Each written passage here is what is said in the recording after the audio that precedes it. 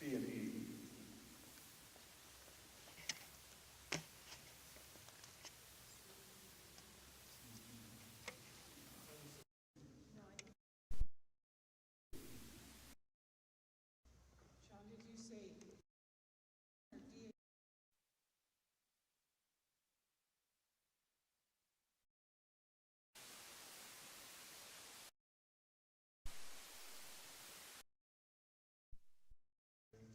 Changes.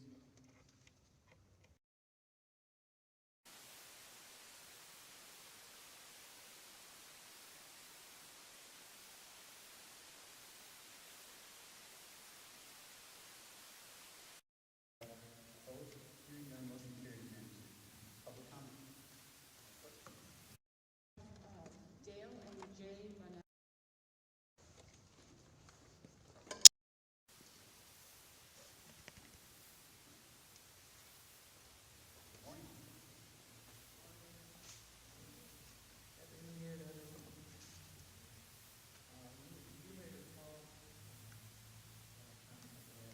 You pull the microphone up a little bit. We're a struggling small island business that was established in 2012. And over the last 15 months since the hurricane, we have lost hundreds of thousands of rent and new insurance. And another month has gone by, and Root Trip is still operating in violation. Nothing happened. The noise is there every day.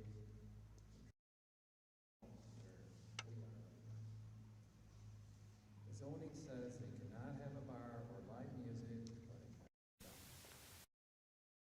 So regarding our loss of income, vacant food truck lots on Sparrow Boulevard, and we're wondering if we would be allowed to rent out some RV spaces on those lots for at least maybe the next 7 months or so. I think we should be deserving of the same grace period Root Shrimp has been in noncompliance. And that would really help our income a lot. Having some RVs out there, paying rent every day, would really help. The daily noise from living next to a bar for over 200 days has been awful and extremely irritating. But the town refusing to protect our property rights by enforcing the zoning court of ordinances has been the greatest source of our stress. Please help us. Thank you. And the music never stops. Soon it's going to be 7 days a week. It never stops. You can hear it in the house, every room in the house. It's like we're living in the middle of Times Square. Thank you very much.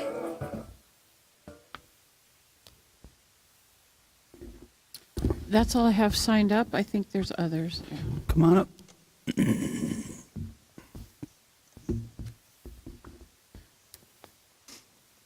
My name is Denise Clint. I live at 14 Sunview Boulevard. My comment kind of piggybacks on the previous speakers, and I have more of a question, but it has to do with the quality of life of us residents.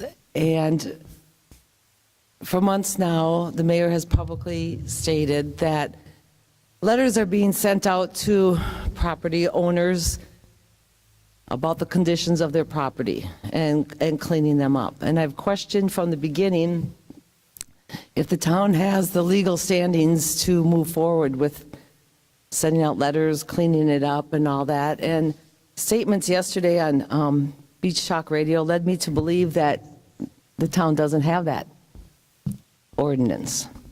And so my question is, does the town have ordinances in place to require property owners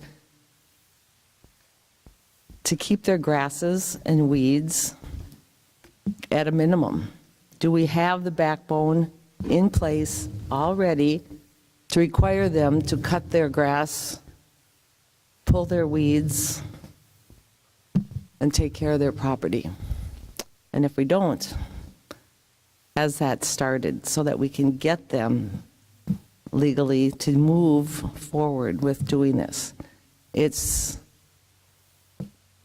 really unfair, and I know all of you are driving through this too on a daily basis. And it's beautiful that we have places like this done. We have new hotels going up. We're moving forward, and it's great. But those of us that have to drive through this mess on a daily basis or look across our street and see houses falling down because no one has stepped foot in them since the storm, just really is hard. And we need your help, and we don't see anything being done. So thank you.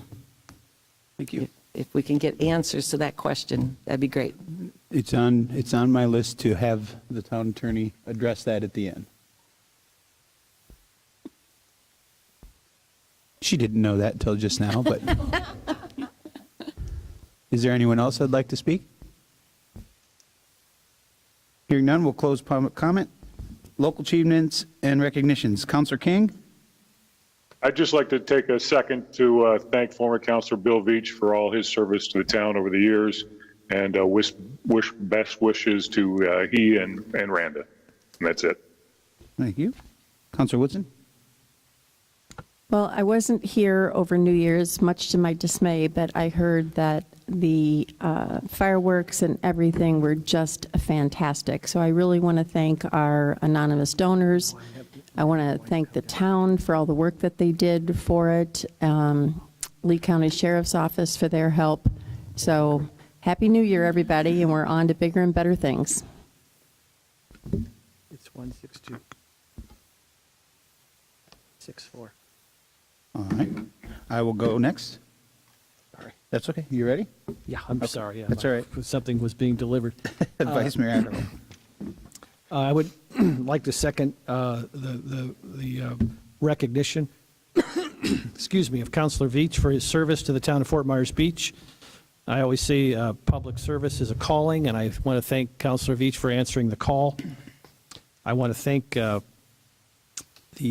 folks at Ed and Kim and Beach Talk Radio, all the volunteers, all the sponsors, Island Carts for hauling folks back and forth to the race, along with Cindy Danks and her golf carts. I want to thank Diamond Head. They raised actually almost $17,000 for the Women's Club, and it was a great public gathering as folks got ready for New Year's Eve. I also like to thank the folks who donated, many anonymously, along with Cole, who helped organize it. I think they raised $55,000 for the fireworks, all donated, most of it anonymously. I just thought that was tremendous and great shot in the arm for the island. I want to recognize, as we talk about some of the traffic issues here, and I'm going to raise some of this later under council items with respect to our off-duty sheriff's office who used to be here during season to help us direct traffic. But I wanted to recognize those who are at the now infamous intersection of Crescent and Estero. I want to recognize those citizens and residents and visitors who are using the pedestrian overpass. Anyone who uses the pedestrian overpass versus stopping traffic to walk across Estero there saves everybody trouble with respect to traffic congestion. If you're a resident and you're using that pedestrian overpass, you might help somebody make a doctor's appointment. You might help them get to a job interview.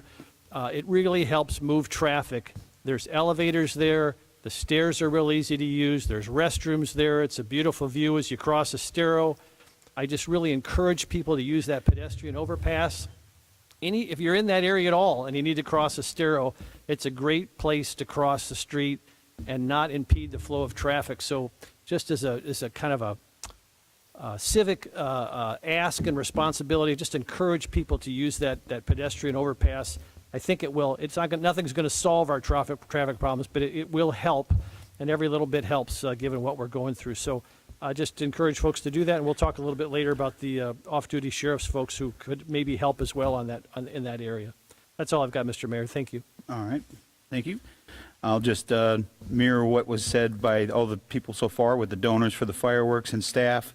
It went off really well. It was a great show. Still hearing about how great that the fireworks were, so thank you for that. Also, thank you, also Bill Veach, for your service to the community and your continued service. Even though you're not on council anymore, we know you'll be readily involved, so thank you for your service. That brings us to presentations. We don't have any presentations today? Okay. Advisory committee items and reports. Is there anyone here? Steve Johnson. Steve Johnson, come on up, sir.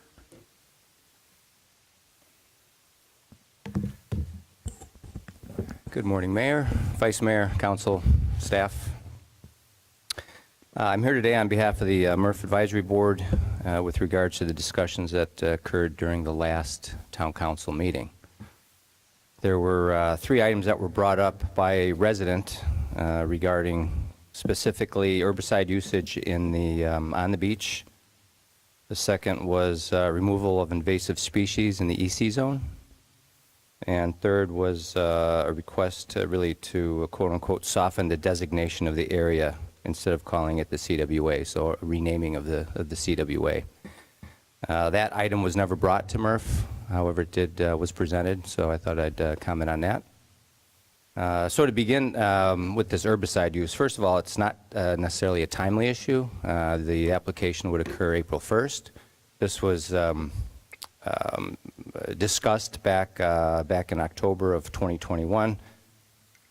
Maybe if I can just kind of give you the executive overview.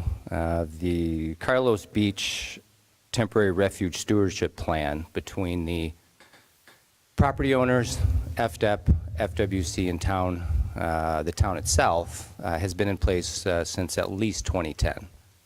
It was put together by Keith Laconin, who was at that time the town of Fort Myers Beach environmental manager, and has really been a fantastic agreement, a collective agreement. Well, in 2021, there was a significant mortality event of black skimmer chicks down there. Basically, they're getting sand spurs in their feathers. It's opening up the birds, and they're getting staph infections, and they were dying.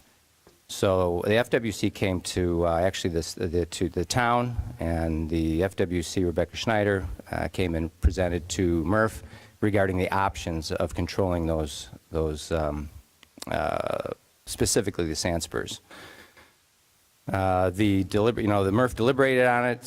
They first decided to use glyphosate, which is commonly known as Roundup, which is really a catastrophe for water quality. And so we objected to that and made a recommendation to town council not to allow glyphosate to be sprayed down there. There were some non-lethal options that were also, we had asked them to investigate, including enhanced seawater, vinegar, acetic acid, some ethanoic acid products, as well as propane torches and mechanical removal.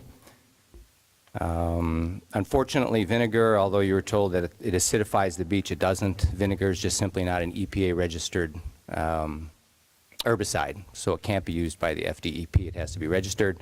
So unfortunately, that was not allowed to be used. In October, we sent a letter to the FWC saying that we don't support Roundup, and consequently, they came back and investigated the other options, and were not able to those were not viable options. So they came to actually sent a letter to Councilman Veach at the time, and he brought it to town council asking if they can use a substitute called imazapyr. Although MRF didn't weigh in on imazapyr, it was approved, and it was used in 2022. So this is in place. I'm not sure why it's coming up again, why, in fact, if town council needs to sign off on it. But that's sort of what's been put in place for that wildlife management plan down there. So that's one item I guess I'd like feedback on, as to whether or not that needs to come back to MRF for some kind of a recommendation, since it's technically already in place. Steve, I'm sorry, what was the name of what you're using now? Imazapyr. Imazapyr. Yeah, imazapyr. Yeah, it's chosen because it's less toxic. It is a broad-based herbicide, But the advantage of it is that its half-life is only about a day in water if it reaches water. So there's no problems with the aquatic vegetation. I mean, there's no other way to approach it. We can't use heat. You can't be burning these weeds when the chicks are nesting there. I will say this, that there's a prescription for it. Basically, there's a first treatment that needs to go on between March and April. The initial time, that's when it was applied. There's also a second treatment that goes during September, the first 2 weeks of September, which wasn't required last time they used it. So, I guess it's the best of all the evils that we can have. I mean, the trade-offs are that we're fortunate to have all 4 threatened nesting birds on our beaches. So this is one way to continue to allow them to do that. So that's item number 1. Is there any recommendation to the MRF Council to review this again, or? My silence is just really, I'm learning as you're talking, so this is a good educational opportunity. So I don't have a definitive answer for you, Steve, because I'm just trying to understand the various options, and not being a subject matter expert on these chemical treatments, I don't know what to tell you, but I appreciate your insights and your input. Sure. In general, I mean, the MRF advisory board's against any kind of use of broadcast herbicides for sure, but I think in this situation, again, town council has already decided that it was okay, and it was applied in 2022. I think 2023 they skipped it. It wasn't required due to the shape of the beach, maybe. So here they are again in 2024. Maybe the growth wasn't quite there last year, but again, it's a problem, and it needs to be. They're coming. Again, they haven't approached MRF again because they had done so 2 years ago. So I'm not sure if that still remains to be an issue, or if you want us to review it again and make another recommendation. I'll yield to my colleagues here, but I think I'm going to defer to the town manager and his team to work with you and to determine what's best for that area. I just, again, not being an expert in herbicides in that particular area, I would yield to your wisdom on that. I don't know. Sure. I mean, the partnership is with the town and the other 3 folks. So I would, the town liaison, or I should say environmental manager, is aware of all of this having already occurred. So we're not quite sure as the point person for this agreement from the town. Again, I'm not sure why that hadn't been brought up, I guess, if that was an issue. And we had to wait to hear it from a resident. I mean, that's... Well, I guess, like you, Vice Mayor, I'm not a subject matter expert when it comes to stuff like this. So it's interesting to hear, with ever-changing technology, is there a possibility that there's something out there that's even better than what was used in 2022? So I would be open if the MRF committee is up for it, re-looking at it again. Reinvestigate it. Okay, perfect. If there's always ways to improve, it certainly can't hurt. Maybe nothing gets changed, but maybe there's something new out there that we haven't looked at, or MRF and its members haven't located, or the resident maybe knows of something that MRF can look into. So I'm not opposed to having more communication about it. Okay, perfect. And I did talk to the wildlife biologist, and they hadn't come up with anything, but I'm not sure they were looking either, since they had this already approved. So Sure. Is the FWC recommending anything outside of that's what the- you're using? no, that's their recommendation. Yeah, That is? from FDEP. Yeah, and it's part of their Okay. area-wide permit. Yep. Sorry, I'm trying to figure out where the dog barking's coming Yeah, from. it's It's magnified wherever it says. somebody's cell phone, right? All right. The second item, again, I don't want to take up too much time here, was removal of invasive species in the EC zone. Again, this was something that had been brought up a number of years ago, and I think it was resoundingly in favor by MRF. I mean, there's, getting rid of invasive species that we don't understand what the issue is. As a matter of fact, at the MRF meeting when it was brought up at public comment, the Austin Gilchrist was there, and he said they were already inventorying and preparing to do that work. So I'm not sure what the issue is, whether we have to ask town council, because from my understanding that it's already in place. Historically, it was brought up because the environmental manager was hoping to get resources from Public Works to conduct that work. But that's not really how it was presented. It wasn't, so I'm not sure what the request is there. for removing Australian pines from the EC zone. I think everybody's for that, and I don't think there's any town ordinances that prevents us. So outside of asking for resources for the town environmental manager from Public Works, I think it's already happening. So again, I'm not absolutely sure what that issue is, and if there's something we need to look into, we'd be happy to do it on Wednesday. I think the issue that was stated was that there's all kind of new sproutings of them since the hurricane and everything, and not being on the beach. So I personally think that's another issue that you can work with the town and with Chad and look at those, because they're horrible and we all know it. So Right. Yeah, they're highly invasive, and I think again, but we'll bring it up at the meeting and see if anybody's opposed to it now, or if there's any barricades from doing it. But from my understanding, there isn't. Okay. Do you know, Becky, of anything that town ordinances in place, or can you look into it for them for their meeting on? Yes, I'd be happy to look into it, but I doubt that there's anything that protects invasive species. Okay. I mean, I can't imagine that there could possibly be. I know there's nothing in the Florida statutes. Right. Outside of the resources to conduct the work, I don't think that there's anything opposing that work. Okay.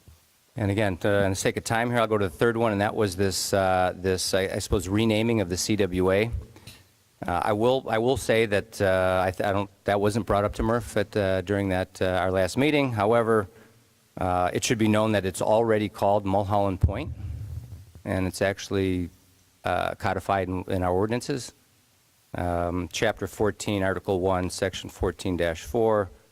It suggests it's actually under the trash and litter on the beach section for that chapter, so it gives an idea of of our land development code. But it basically says that within the confines of the critical wildlife area, CWA, otherwise known as Mulholland Point, Little Estero Island, whose territory is defined as follows.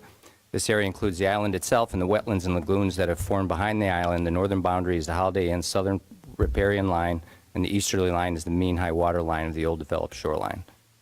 And it goes on again to refer to Mulholland Point. So, unless you'd like us to add that to our agenda, to remove one memorial, the memorial name for it, and consider renaming it. I lived next to Nancy Mulholland for probably 10 years. I never knew the late mayor, but again, it's been named. So is that something you'd like us to pursue? Well, I guess the reason we're here, and I think the reason that you're here, is the process in which this discussion should have been had was potentially circumvented. The person that had the issue, that wanted to talk about these things, was not allowed, other than in public comment, to make a presentation. So for me, it was, this discussion should have been had at the Murph level to make recommendations to come back, much of what you're doing now, but the person or the resident that you're referring to wasn't allowed that option to be able to present their case, and that's why they came to us, and now back to you, and now you're standing here, when I think all of this should be discussed at the Murph level to come with recommendations. We think that we should look at renaming it, or we think that we shouldn't rename in this case. But I think that's why we got here. You're asking us to tell you if we want to look at something to rename, but is there a willingness from the community to rename it? And I think that's the point of having the committees, is to have that discussion, to say the people want it or the people don't, and then you bring it to council and say, should we look at changing the name and coming up with names? So I just feel like we're kind of going around a process here to involve people you're asking for people to give you direction on something that we haven't had a chance to hear from the public on whether or not they support changing the name or keeping it the way it is in this case. So to give you a question, I would love to have you have the discussion to see if people come like they did today to weigh in on whether they think it should be left alone, or if they have better ideas to change the name, or just give options. Well, as I'd mentioned, that was never brought to Murph, the name changing portion of it, at any point. So I think you're referring really to the procedural aspects of how the meeting was conducted. It was ended with them, with the presenter thanking us and for being cordial and allowing him to actually get everything he needs out. So procedurally, I think it was conducted properly. It was added unbeknownst to the Murph Advisory Board, on a schedule that had been shortened to an hour by the environmental manager. And so we had moved it to setting next meeting's agenda. The actual title of the item was the 5013C, which none of the discussion involved. So we had no idea it was these 3 items. But we did get through those 3 items through the 2 public comments. But again, we don't understand also why it was recommended by the town environmental manager for a resident to come and present it when it was all of this is already known outside of the renaming, which wasn't brought up. So that was, again, I think that could be avoided, even to the point where there was a meeting with that person a week before, and not a mention was made that this would be added to the agenda. So that was, we don't understand why there's confusion. Okay, I think then, personally for me, I think the ease of correcting or fixing any possible misconfusions is to have these 3 items added to a MRF meeting for discussion. If there's a presentation that needs to be made, if someone wants to make a presentation, they could go through the process just like everyone else that wants to. They're always welcome, yeah. And have the discussion, and then maybe there is nothing to discuss from what you brought up today, or maybe there is something to discuss. So I would be in support of doing that, but I'll defer to my colleagues for their input. No, I'm totally supportive. The main thing is the process, and I think the process needs to stay in place. And I do believe that we need to have input from the public on name changing or anything like that. I mean, we did it for Veterans, or Bayside Veterans Park now, or soon to be, and I think it'd be great to have the same thing for the CWA. Vice Mayor Adderall? I think that's a prudent course of action. Councilor King?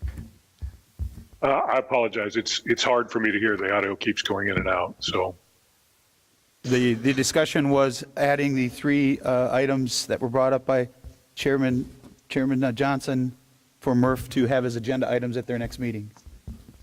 certainly. I don't know if you followed it all, but okay. You have the direction? Perfect. That's all I was here to request. Anything Thank else? you. Nope. Have a good Thanks, day. Steve. Yep. Anyone else? Nothing? Next, we have approval of the minutes, Town Council minutes from December 18th, 2023. Is there a motion to approve the minutes? So moved. A motion by Councilor King. I'll second. Any discussion? All those in favor signify by saying aye. Aye. Aye. John? Can you hear me, John?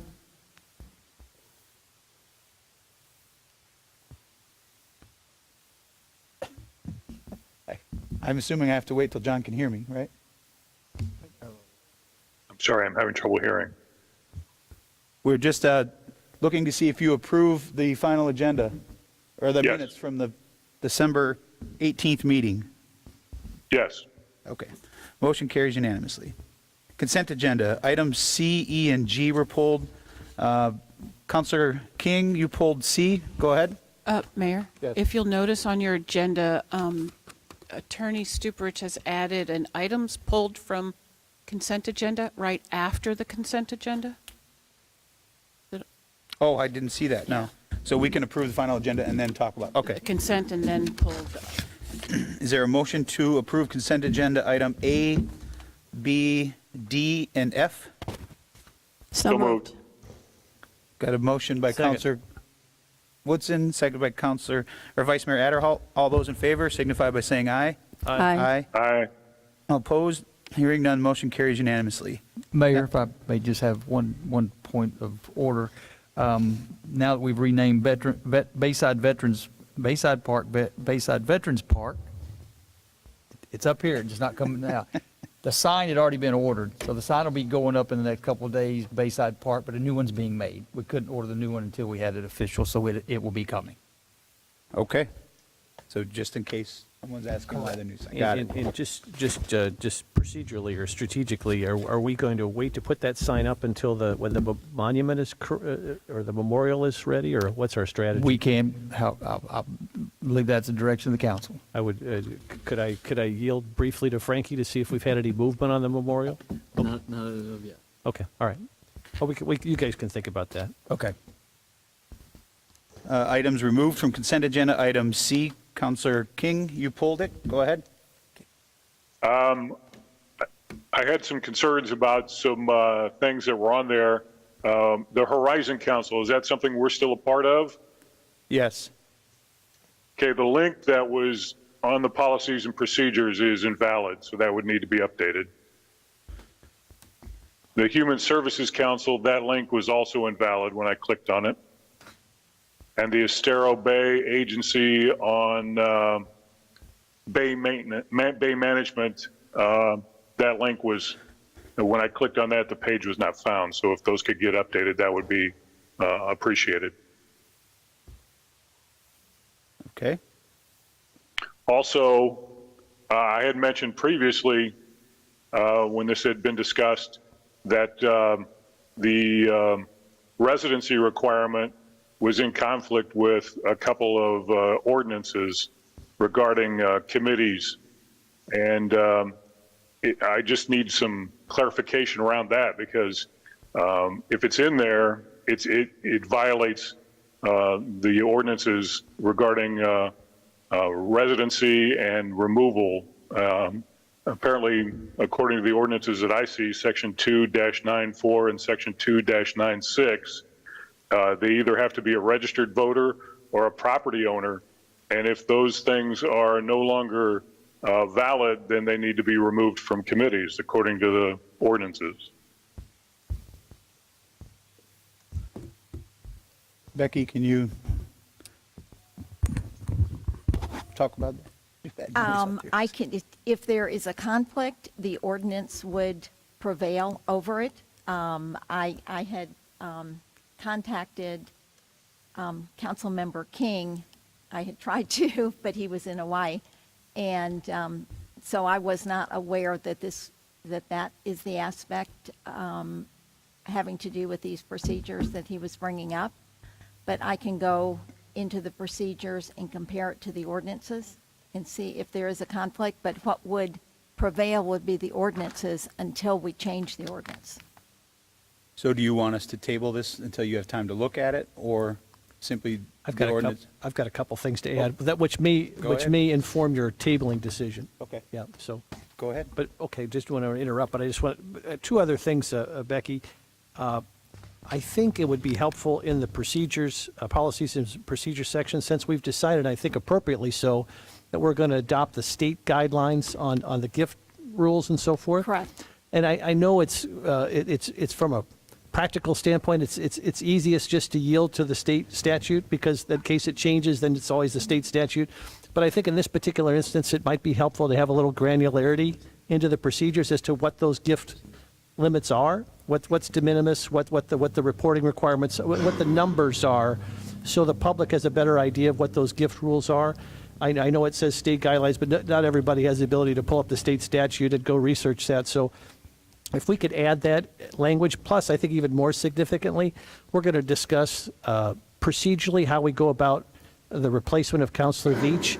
And I think I've got some suggestions procedurally how we should do that. And assuming my colleagues agree, I think, and I think even you or Nancy suggested maybe if we approve that process, we maybe want to put that in our rules and procedures Sure. manual. So we may want to add that as well. Can't do that yet because we're not going to get to that till the end of this meeting. So maybe we could just table that. And if we decide on a process, we could include that into the procedures manual.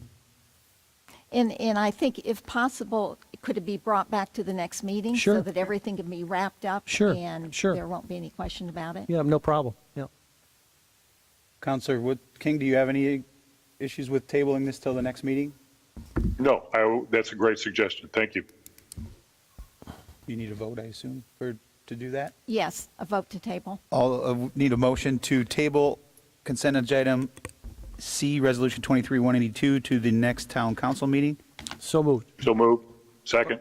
A motion by Vice Mayor Adderholt, seconded by Counselor King. Any objection? All those in favor signify by saying aye. Aye. Aye. Opposed? Hearing none, that will be tabled. Item E, Counselor King.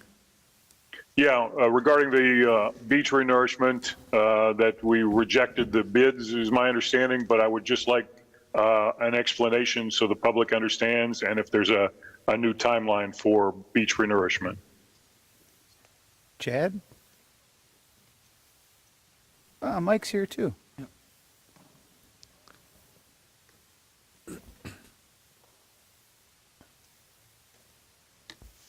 I was going to pull it for pretty much the same thing.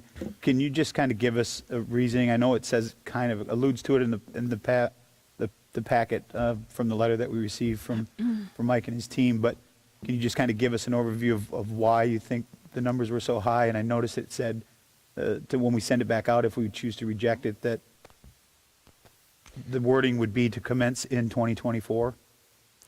Sure. Good morning, Chad Schutz. For the record, I will introduce Michael Poff, our coastal engineer, to give an explanation to y'all. Good morning, Mike. Good morning. For the record, Michael Poff, Coastal Engineering. Can you hear me okay? Mm-hmm. So we tried to pull off the amazing miracle of getting the beach project, most of it constructed before shorebird nesting season. To fall back, you're the first municipality to start the emergency berm work after Ian.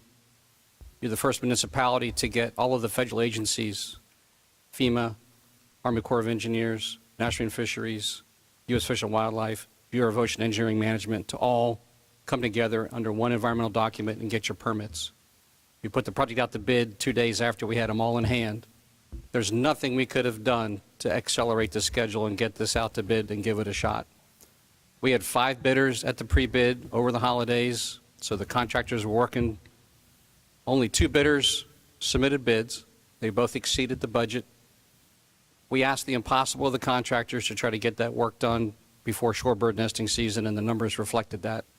They didn't have equipment in the area. They didn't have pipeline in the area. It would have been a significant Herculean effort, and so the bids reflected that. And so our recommendation is to cancel the bids, which you're allowed to do under your ordinance and by the bid documents, and then proceed to put it back out for bid and schedule the work on the sensitive environmental areas outside of nesting season, which would then allow several things to happen. Number one is all of those safeguards and protection measures won't be necessary. We won't have to have the contractor hopping around and trying to avoid all the shorebirds and the fledglings and those issues. Number two is it should open up the pool to the rest of the bidders. As I mentioned, we had 5 at the pre-bid. 3 of them didn't even put bids in because they knew they couldn't even attempt to make the schedule. We also had 2 bidders contact us who weren't able to attend the pre-bid, one due to COVID and one due to just travel issues trying to get here in time for the pre-bid. So this should open up the pool to more bidders, make it more competitive. The goal will be to restart somewhere around June, July. We have the ability to move sea turtle nests by our biological opinions. We did it during the emergency berm work very successfully. So we'd recommend to continue that safe practice and successful practice. And then the other work would be scheduled to commence after September 15th, after the bird season is done. In the meantime, the emergency berm is wrapping up this week. And there's another project that's out for bid that will be back to you, I believe, next meeting for the second truck haul project to address additional areas that were scoured out. A lot of the public accesses will get improved. We'll fill scour holes. We'll try to do some more work in the south end before nesting season. And so we're going to continue to work diligently to repair all of the storm damage. And so we're looking at about a 3-4 month delay on the actual dredging because of the situation. I'm glad you brought that up. I was asked that question yesterday, and I was hesitant to answer it because I wasn't 100% sure, and I knew you were going to be here today. So I wanted to ask you so that you can answer it for me. The north end of the island, so from Times Square, the question was, when will they be getting a berm, or will they be getting a berm, and if not, why, essentially? Thank you for asking the question. So the other item that we've done is we've contacted FEMA. We have a approved post-Ian recovery grant from FEMA, and that is to place 56,000 yards of sand on the north end. And we have additional funds from the state of Florida under the recovery plan. The whole goal was to build all of that together at the same time, concurrently with the dredging. because the dredging is being delayed, we're going back to FEMA and asking them on your behalf to consider the claim now as a truck haul and consider doing a third truck haul project specifically to build and restore the dune, in essence, create a berm along the north end. So until we hear back from FEMA, we don't know that we have the additional funding. It's about $80 a cubic yard for trucking. It's current bids that are we're seeing around Southwest Florida. The dredging bids are much less than that. So you get more sand for your dollar with the dredging. But with that said, we recognize the severity of the situation. So we are trying to work out a third truck haul project that could get built, the majority of it, if not all of it, before hurricane season on the north end. Another question about, I know you're looking for all kinds of grant funding. Have we looked at, because of some of the environmental things that we have to follow and the holdups what are costing more, which could potentially cost more money, are there any grant funding sources out there through environmental agencies that could potentially give us money for that because we have to work around a certain schedule? So to my knowledge, every opportunity for funding from state and federal you have gone after. The state of Florida has already committed, I think, over $15.2 million, which includes a lot of that safeguard and buffering.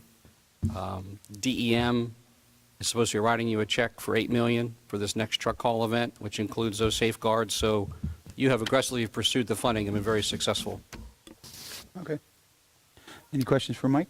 I have a question. So with the delay in this, what kind of position does that put the rest of the island in?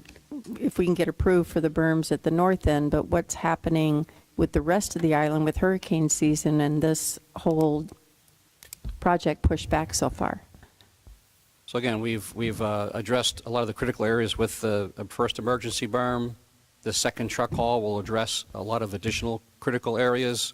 Obviously, putting the sand on the beach and widening the beach is the best thing for it. So we'll do everything we can to get as much sand on the beach before hurricane season begins, and then continue to work, obviously, during hurricane season with the dredging. Mike, if I could, just so for folks who are listening, just from a practical standpoint, and I think you guys, under very difficult situation, have done a great job in not only procuring the funds, but putting together the strategy. But that being said, with this most recent development, based upon, let's assume everything goes well with our next plan of attack. Originally, before this all happened, before the bidding issue happened, the hope is to begin beach renourishment, not emergency berm, but beach renourishment. The pumping of sand offshore onto shore was going to begin on the south end in January. Is that correct? That was the goal, correct, sir? And so for those folks on the south end, under this new sort of paradigm that we're working under, because of the nesting season and other issues and the timing of the new bids going out, that renourishment likely won't happen until September. Is that a fair characterization of what you're saying? That is correct, although we're going to try to truck in more sand before the hurricane season. As much as we can get on the beach by whatever funding we can obtain, the rest of it will be pumped in starting September 15th, plus or minus. Correct. Well, that's what confused me a little bit. So we'll triage, while we're waiting for those issues to be resolved up until September for the south end, we're going to triage it with some trucked in sand on the south end. But it sounds like the actual renourishment, again, under this new scenario, would begin in June, July. Would that renourishment start mid-island? Would that start on the north end? Or how would that proceed, best of your guesstimate? Sure. So the north and mid-island together would start in June, July, August, and then they would move to the south end September 15th. So you're correct. We're flipping the order of the pumping of the sand because they have the environmental sensitive habitats, critical wildlife area, shorebird nesting on the south end. That'll start after September 15th. So that's a real helpful clarification. So for those who are listening, it appears because of this recent development that renourishment, again, people get confused about the emergency berm and renourishment. Emergency berm, trucked in sand, closer to the buildings, not to the shoreline. Renourishment, pumped in from the Gulf and closer to the ocean as opposed to the buildings. That's the major infusion of sand. Will potentially begin now under this new paradigm the mid and North Island, it'll begin in June, July, and August. And on the south end, it could begin sometime around September. Yes, sir. Just want to make sure people who are watching have a better sense of a timeline. So thank you. That's very helpful. You're very welcome. And just to clarify, with the truck hauls, we will try to fill some of the scour holes that are out on the beach as well, not just in the emergency berm alignment near the building. So we are going to try to put some sand out on the beach to fill those scour holes. And that truck haul, for example, I've heard from folks on the north end, like at Best Western, they've had some flooding, posting, and that potentially could help someone like a Best Western on the north end. Is that fair? That trucked in sand?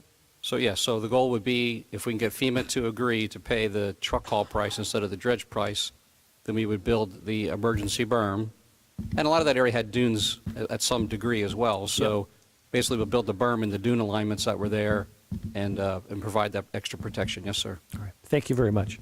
Mike, what is the difference in the cost between the nourishment price and the truck haul price for the north end? Do you know that? So the estimates would be between $20 and $30 a yard or so for dredging, and then your truck haul, the emergency berm is around $80-some, $90-some a cubic yard. We've seen it as high as 100. We've seen it as low as 60. So it just depends on the bidders and who's the hungriest. But so 60 to $70 a cubic yard, roughly. the difference, yes. Yeah. Okay. Councilor King, you have any questions for Mike? No.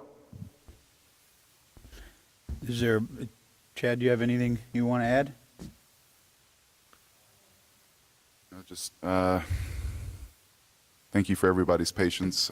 Like Michael said, we did our best to try and get it done with the constraints that we had, and it was a downer not to get the pricing that we wanted on the bid. But we see the issues that are there. We're hearing everyone and working to address those issues. Chad, under this new paradigm, which is less stress intensive for these contractors and therefore a lot cheaper, is it your professional opinion, you and Mike, that will potentially, these bids were $10 million over budget?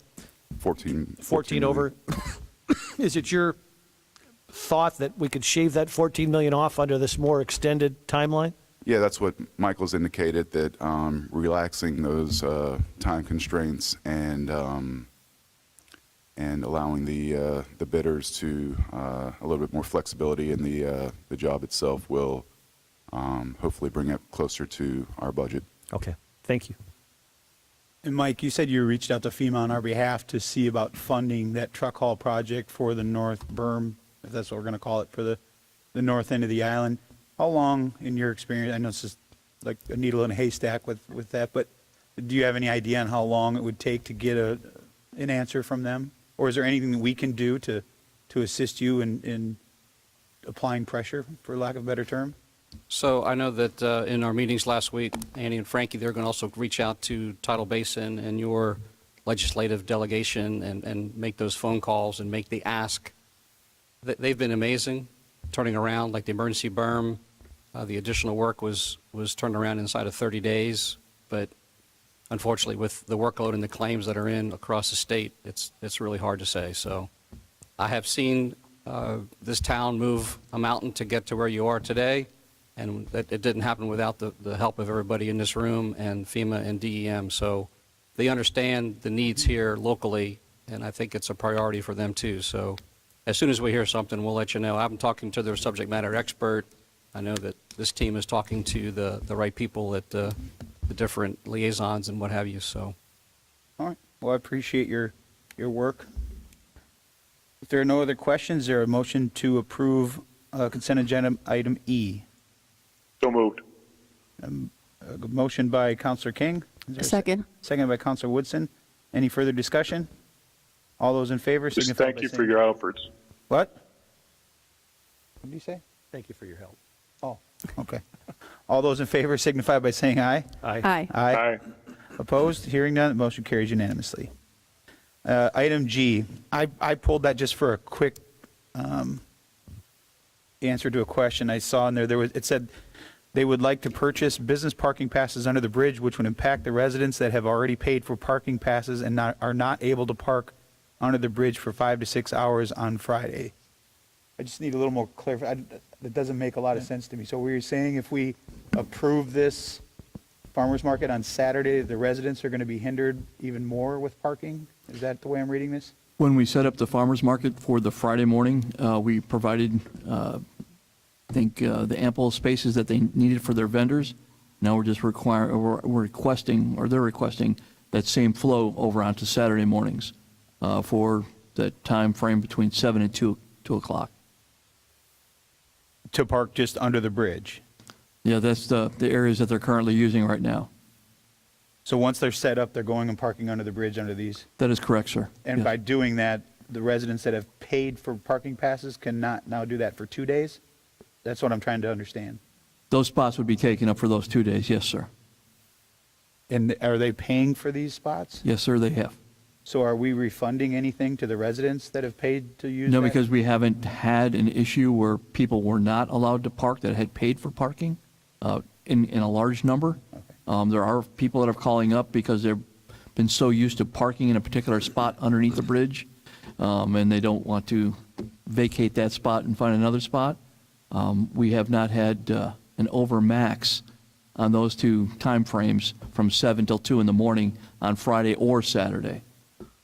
So we haven't had an issue with parking under the bridge? There's been, Not in a large scale, sir, no. okay. I just wanted to make sure we weren't Yes, sir. taking away a right that someone paid to use. Yes, sir.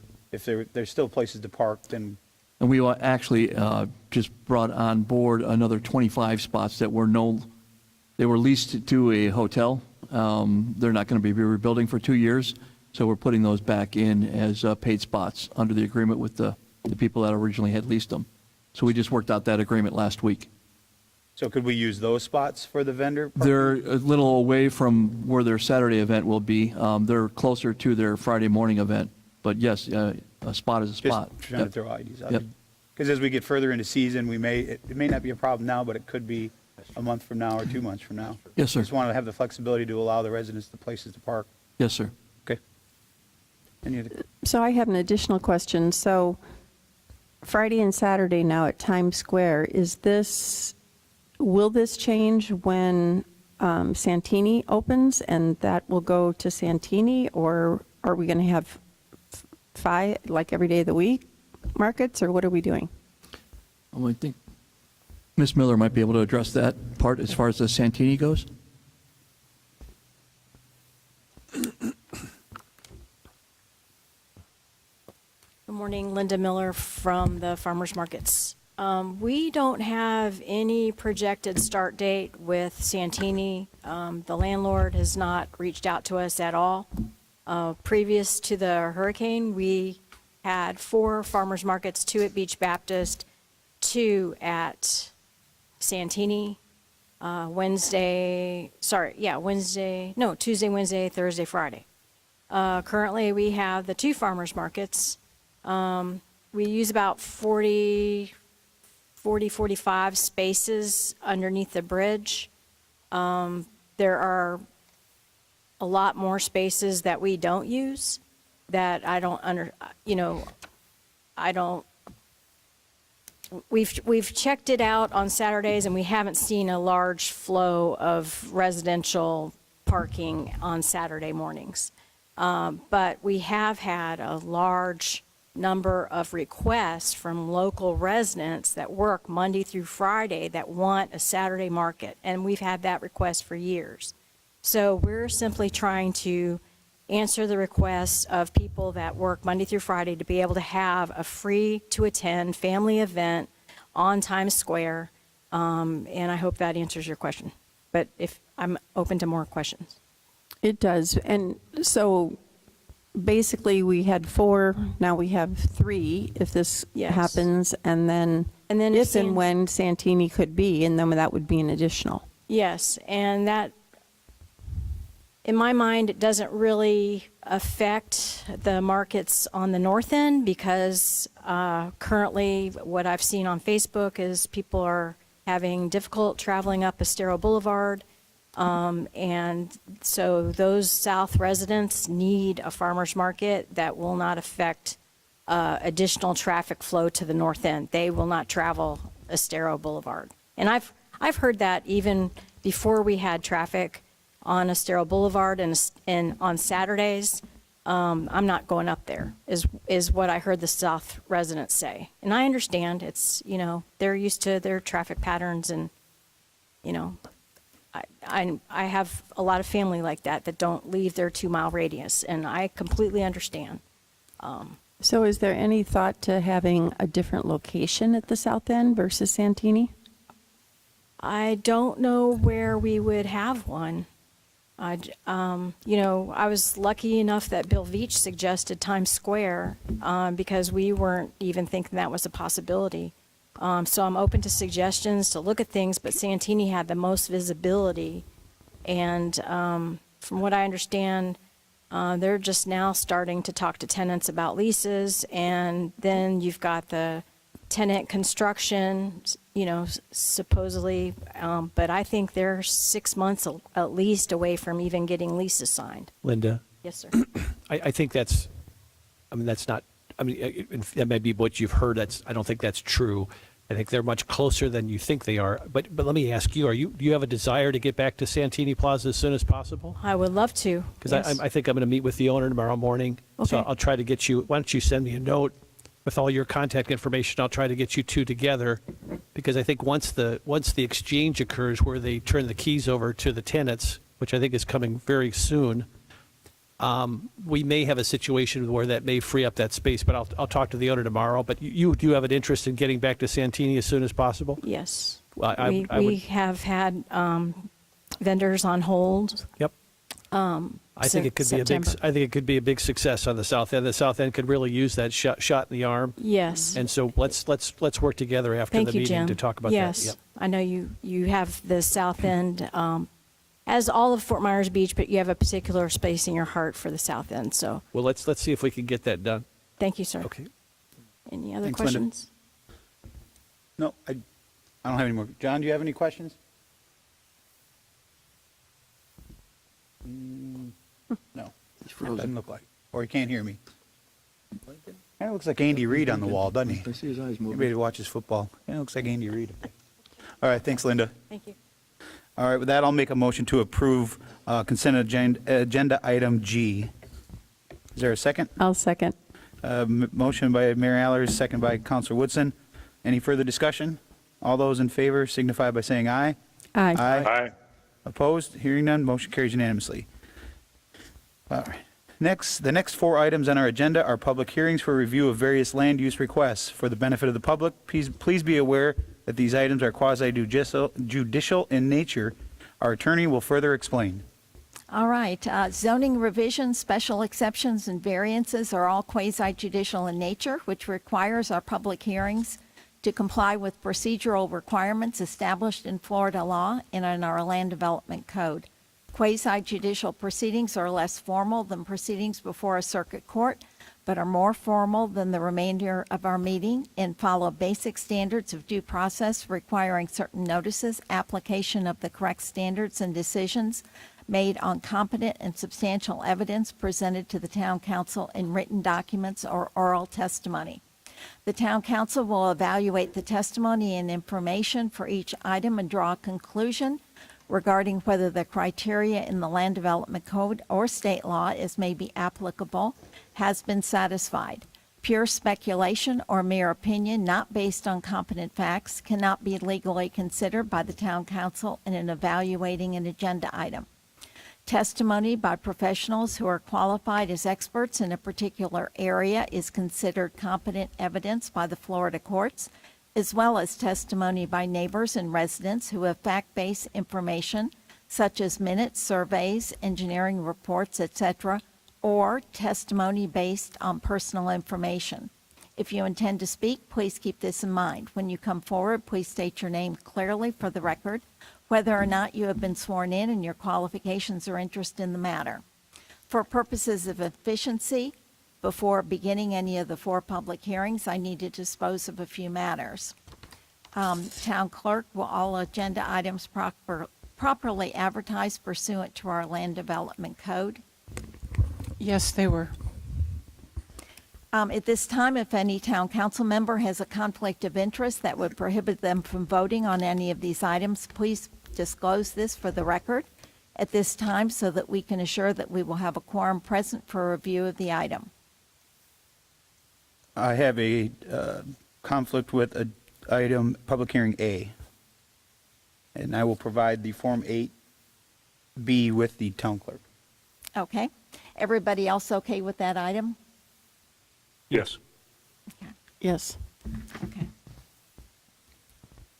At this time, if there is anyone present, including the applicant, property owners, or staff who intends to provide testimony in any of the 4 hearings, please stand, raise your right hand, and be sworn in by the town clerk. Do you swear or affirm that the testimony that you're about to give is the truth, the whole truth, and nothing but the truth? Thank you. All parties have been sworn.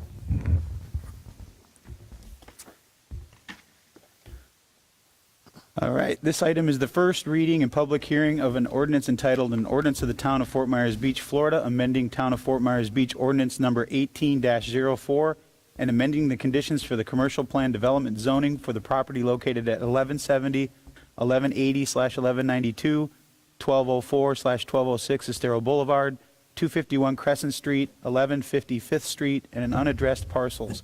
Parcels generally identified as strap numbers 24-46-23-W3-00205.0070 MCP parcel number 3, 24-46-23-W3-00006.0000 MCP parcel number 1, 24-46-23-W3-00206.0060 MCP parcel number 1, 24-46-23-W3-0009.000 MCP parcels number 2 and 5, 19-46-24-W4-U0494.2609 MCP parcel number 2,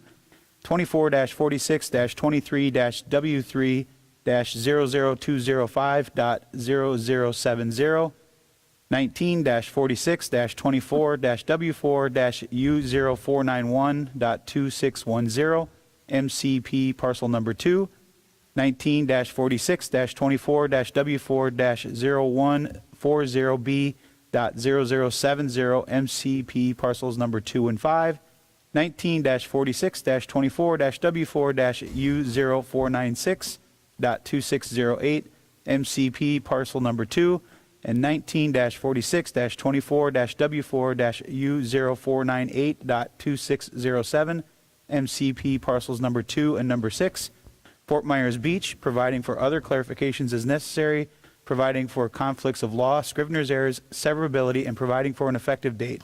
We'll now open the first public hearing.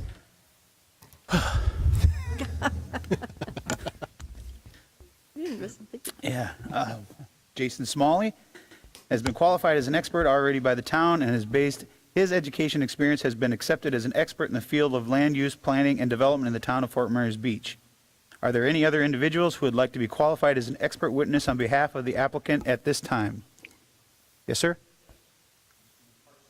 Come on up.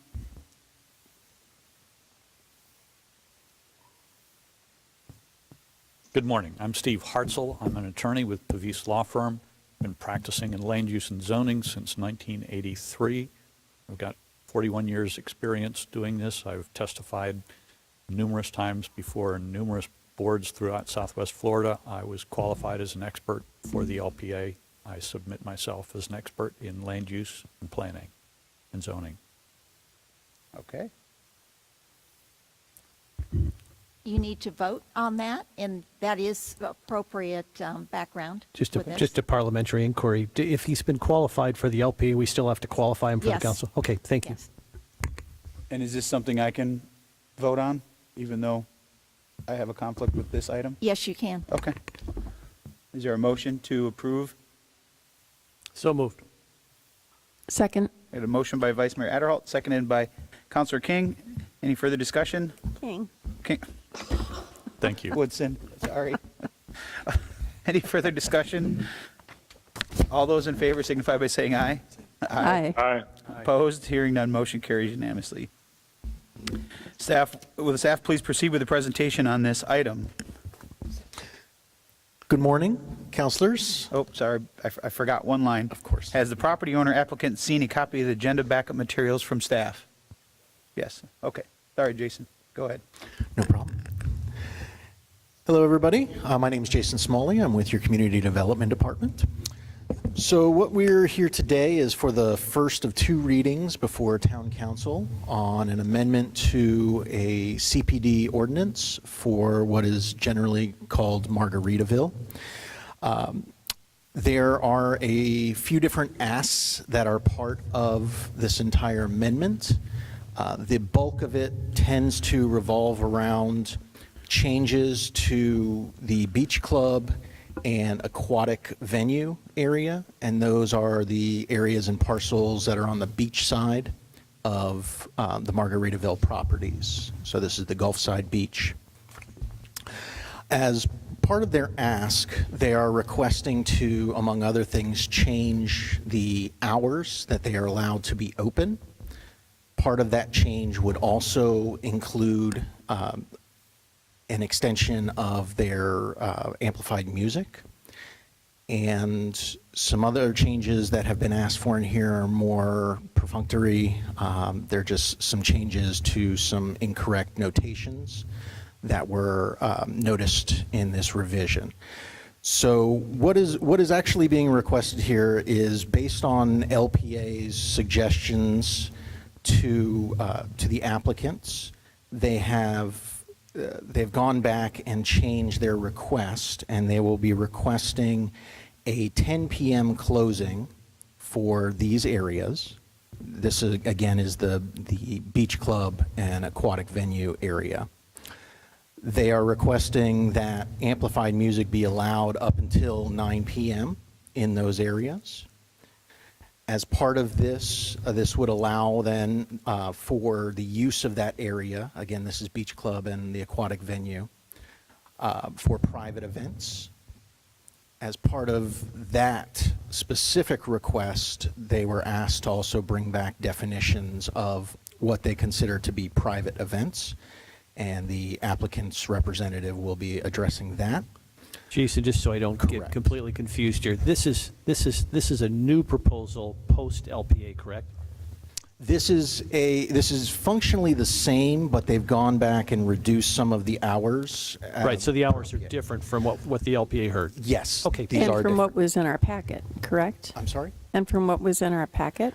So they have sent back some changes that were done after we had already uploaded the documents. Okay. So what what the gentleman is going to be presenting today is going to be the most recent request, and I believe that's represented in the packet that he has given to you. This. The staff still has a couple questions that we would like to get clarified, if we may. We are, again, trying to figure out whether or not private events have any defined end time in this ordinance.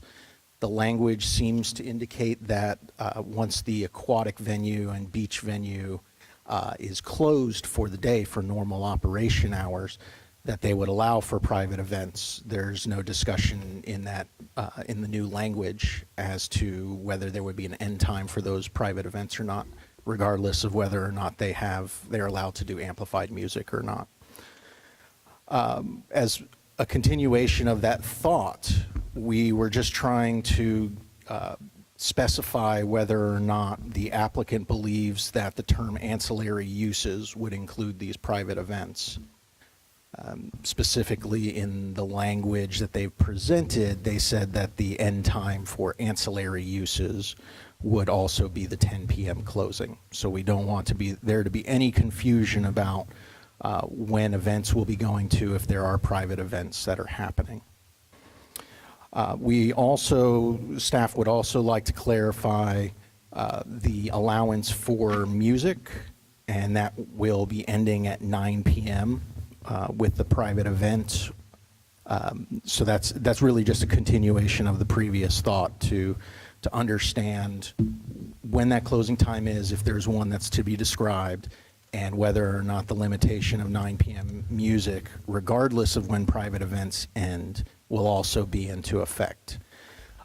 One last thing here that is being asked for, any of the noise-related issues, the applicant, through their new language, is basically putting that up against the town's noise ordinance, so it would be controlled by the noise ordinance, regardless of what comes out of their private events or not. So therefore, the sheriff's office would be responsible to respond to any complaints of noise, and it would be done under the town's noise ordinance.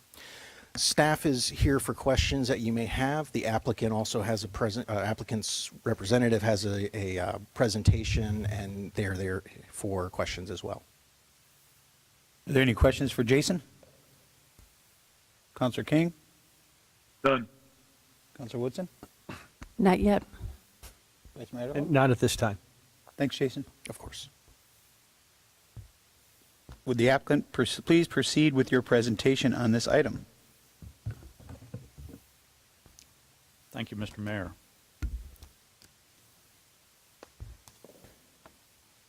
As I mentioned, I'm Steve Hartzell with Pavis Law Firm. I'm here on behalf of TPI. With me today is Tom Torgerson, representing TPI as well. We're back with a minor change to the amended Margaritaville CPD. The amended Margaritaville CPD is ordinance number 23-09. And that's a kind of a technical point with regard to the ordinance that's included with the packet, which is number 2401, addressing these changes today.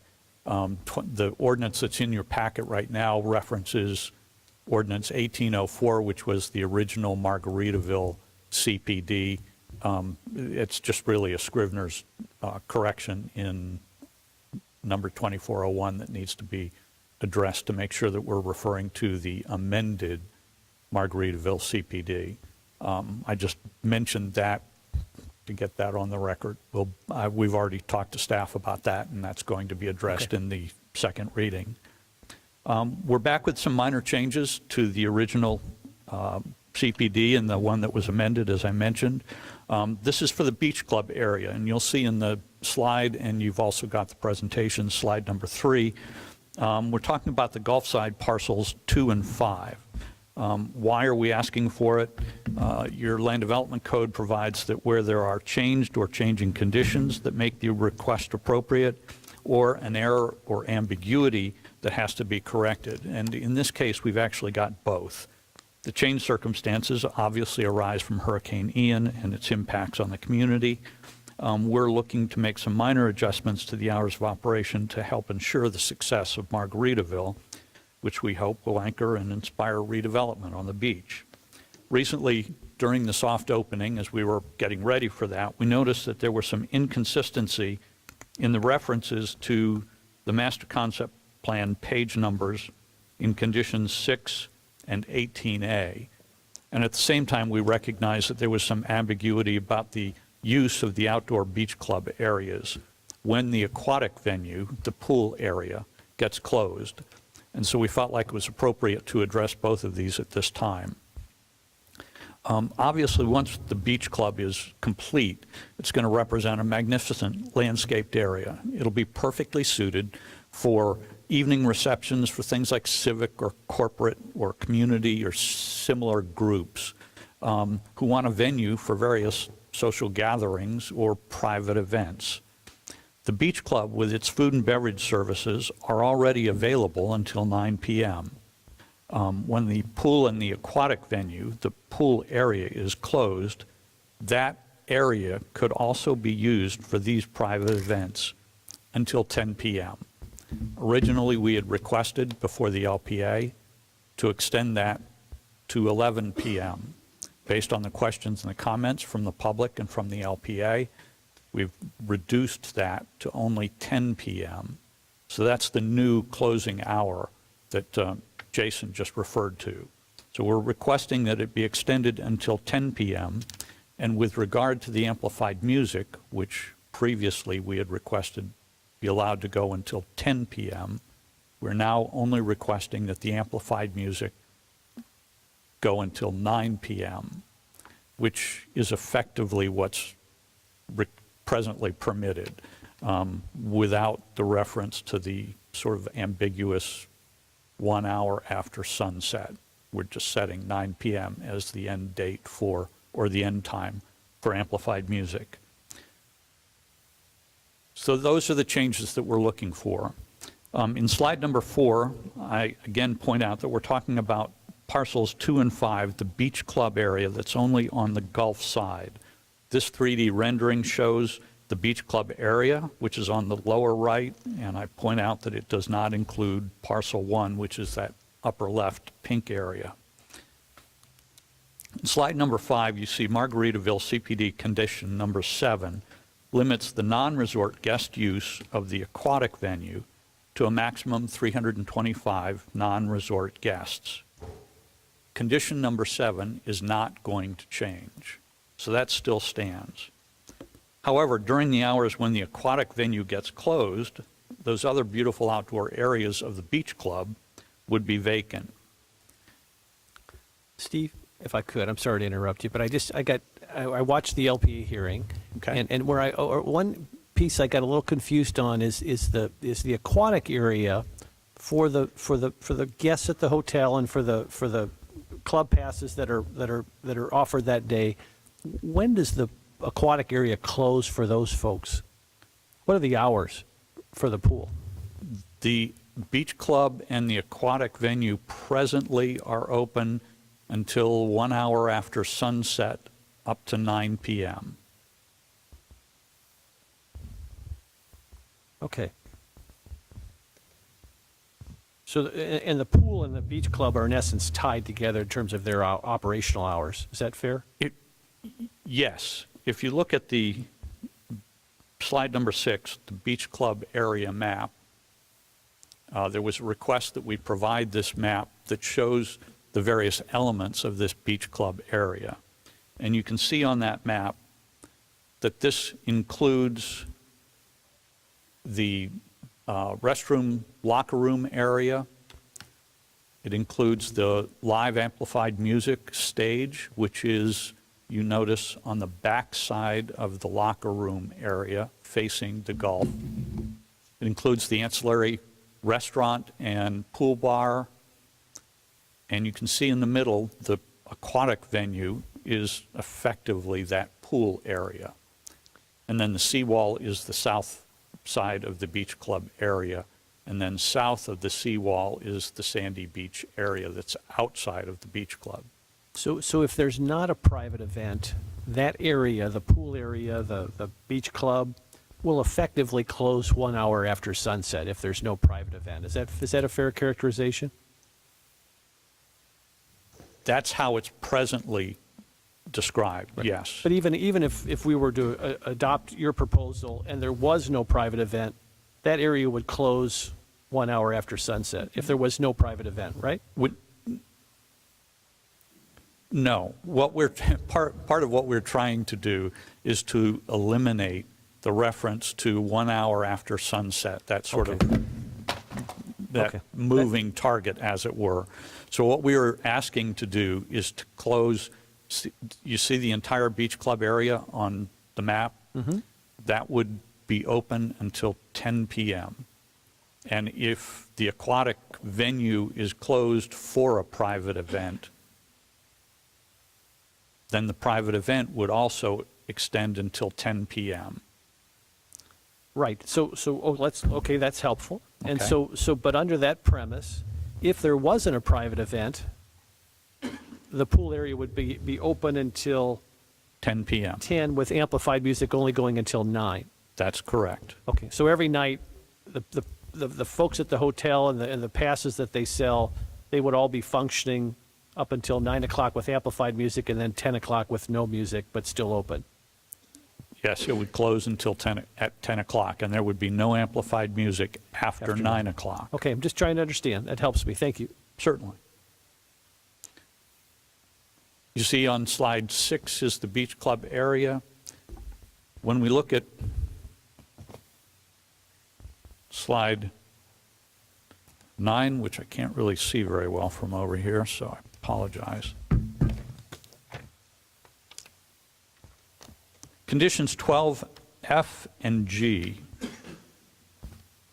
as we have revised the request following the LPA, would now read, the beach club and ancillary uses may operate only from 7 a.m. to 10 p.m. When the aquatic venue is closed, the other outdoor patios and related areas of the beach club, limited to those locations shown on the master concept plan as COP areas, may be used for private events. No amplified music is permitted past 9 p.m. And then G, to implement the applicant's commitment to limit access to the aquatic venue to 325 people per day who are not staying at the hotel. 12G effectively makes this consistent with that condition number 7 that we looked at before. We submit that the beach club is in the commercial district. Times Square is active already after 9 p.m. So allowing the beach club area to be open until 10 p.m. is consistent with the other restaurant and bar activities that are going to occur in this commercial part of town, and it'll complement those other activities. Plus, the beachside restaurant is already there and will be active during those same hours. The COP areas have already been identified on the master concept plan. Those are the page numbers that we're going to correct as Scrivener's errors. And allowing the flexibility to use the beach club for another hour will more efficiently use this beautiful resource in a way that complements the other Times Square pedestrian activities. There won't be any additional impact from what we're requesting. Steve, just one more time, and I hate to be redundant, but I just want to make sure that everybody's on the same page here. So in essence, the concept of when and if or how you have under this new proposal, if you have a private event, it really becomes a moot point because the pool area will be open until 10 and with amplified music only going till 9. So it really, whether you have a private event or not, becomes, in terms of this proposal, it'll be open if there's not a private event, and if there is a private event, then you all will decide to rope off whatever portion you decide to rope off for that private event. Is that fair? Largely. What's important to understand is that the aquatic venue is the pool area. So when Margaritaville closes the pool and there is no aquatic activity, the beach club, the remainder of the beach club area is still there and could be used for folks to walk around and to sit and, have music. But they won't be using the pool aquatic venue aspect of that. So the beach club, if it's a private event, wouldn't you be utilizing the beach club to service the private event or not necessarily? Yes, we will be using the beach club area. But not exclusively, maybe, is what you're saying. We'll be using the beach club area, but will not be using the pool. In other words, the pool part will be closed. It'll be the remainder of the beach club area, and that'll be for that private event, whatever that may be. Right. I got you. Okay, that's helpful. Thank you. Okay.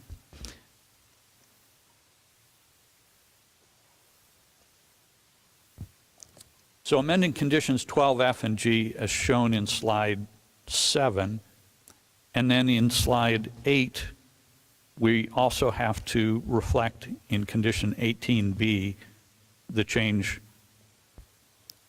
from the 1 hour after sunset to being 10 p.m.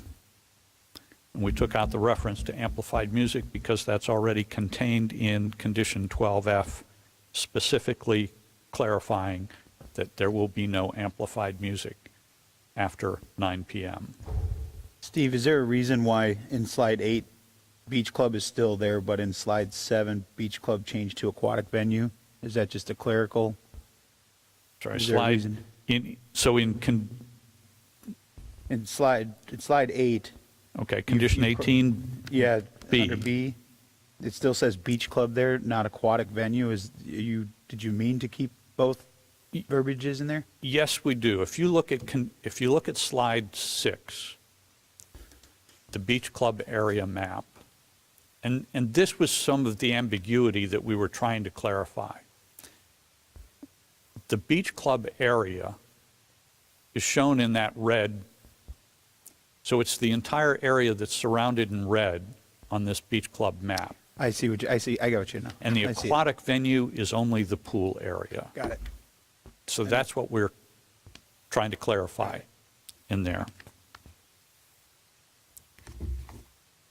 If we go to slide number 9, we get to the LPA recommendations.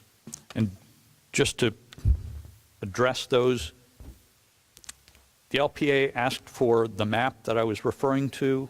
We were just looking at that slide 6.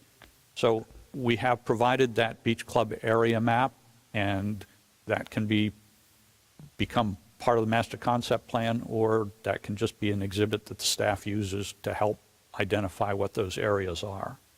With regard to defining the private event, a private event is effectively any use of the beach club area after the aquatic venue has been closed. So when the aquatic venue gets closed, it will only be closed for private events.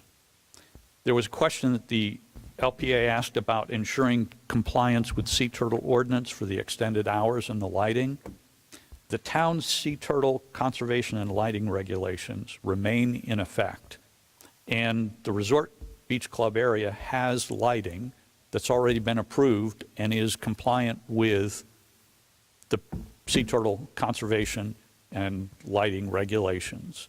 So the answer is yes, it is compliant, and it will remain compliant with the sea turtle lighting. As I mentioned, we were requested to provide that updated beach club area map, and that's what slide 6 shows. Provide a capacity limit for private events. Effectively, the fire marshal sets the occupancy limits for all of the areas in the resort, and we will comply with those occupancy limits for the beach club area, for the aquatic venue, so those will remain as they are. And then number F was to allow music to be played until 10 p.m. and operate the beach club until 11 p.m. And as I said, based on the comments from the public and the comments from the LPA, we have withdrawn the request to go to 11 p.m. and changed that to 10. And we've withdrawn the request to extend the amplified music past 9 p.m. Finally, in the last 2 slides, we've got condition 6, which shows the schedule of uses, and condition 18A, both of which had Scrivener's errors. Slide number 11 specifically shows that page from the ordinance, or the conditions in the ordinance that will need to be corrected. You can see in the first column, the correct page numbers are shown. In the second column, they're inconsistent, and we are going to correct those to make them consistent. In conclusion, TPI submits that the minor changes will correct an existing error or ambiguity, and it remains consistent with the Land Development Code and the Comprehensive Plan, as well as being consistent with the overall theme and concept that was approved in the Margaritaville CPD. We respectfully urge Town Council to approve the changes, and would be happy to answer any questions. As I mentioned, Mr. Torgerson's also here, and anything I've said wrong, he will correct. Vice Mayor Earl? I have a question for Tom, I think. Steve, you're welcome to take a stab at it, but I think Tom's probably better suited because they're sound engineer questions. Well, I'm not a sound engineer, so don't go too far away, Steve. There might be questions for you, too. Tom Torgerson, 301 Palermo Circle. Good morning, Tom. I just wanted to ask a little bit about the layout of the amplified music. The amplified music, as I understand it, is facing the beach, not the neighborhoods. In other words, it's pointing outward towards the beach, I assume you've had some sound engineers look at this, and I assume you're directing that sound away from the neighborhoods and towards the beach. Is that a fair characterization? Yeah, in the initial design, we significantly focused on that particular issue. The amplified music, the speaker system is dispersed throughout the area, and the majority of it is down at the landscape level. There are some elevated speakers only that face the Gulf of Mexico, and those are where we have some of the beach club that extends forward at the CCL line, where you can't put improvements out into that space. So there, the speakers are elevated and do project out to the beach. But lastly, the stage itself is behind what we call Building 4, what I think most people around here call the old cigar hut, but it's our bathhouse and restrooms, and purposely the stage was nestled behind that building, facing also the Gulf of Mexico. I'd like to just say Well, that... don't leave that point, Tom, because Okay. I'm, again, not a sound engineer, but just looking at the way this is all designed, I'm guessing that cigar hut restroom structure helps block the sound then from the band that's playing, even though the speakers are facing towards the beach. That's Anything coming backwards would be somewhat muted by the building behind it, correct? Yeah, that's exactly why it's positioned where it is. It's purposely put there. Yes. And is any of the, I know you guys are still under construction, is any of that up and running? In other words, have you heard this, have you had a sound test yet, or is the equipment not quite ready yet? No, it's not ready Okay. yet. All right. Last item to be snapped in. Okay. I really appreciate the effort that's been put into this issue, and LPA spent a lot of time on it, and that really helped us prepare for this meeting. The neighborhood got involved, and we listened to them and made these adjustments that we made based on work that the LPA did and fleshed out, and I'll call it concerns that the neighborhood had. What we're trying to do is, what makes this difficult to explain is because we saw legal restriction in our ability to functionally operate. So we're trying to go back into a legal document and try to get it to work with flexibility. What it doesn't have is flexibility currently. We're trying to obtain some flexibility within constraints that the neighborhood and town find acceptable, to make it operationally usable for us. So it gets really confusing. Aquatic venue is the pool. Beach club is the entire zone. What we want is flexibility, and there's seasonal flexibility we would like, but there's special event flexibility we would like.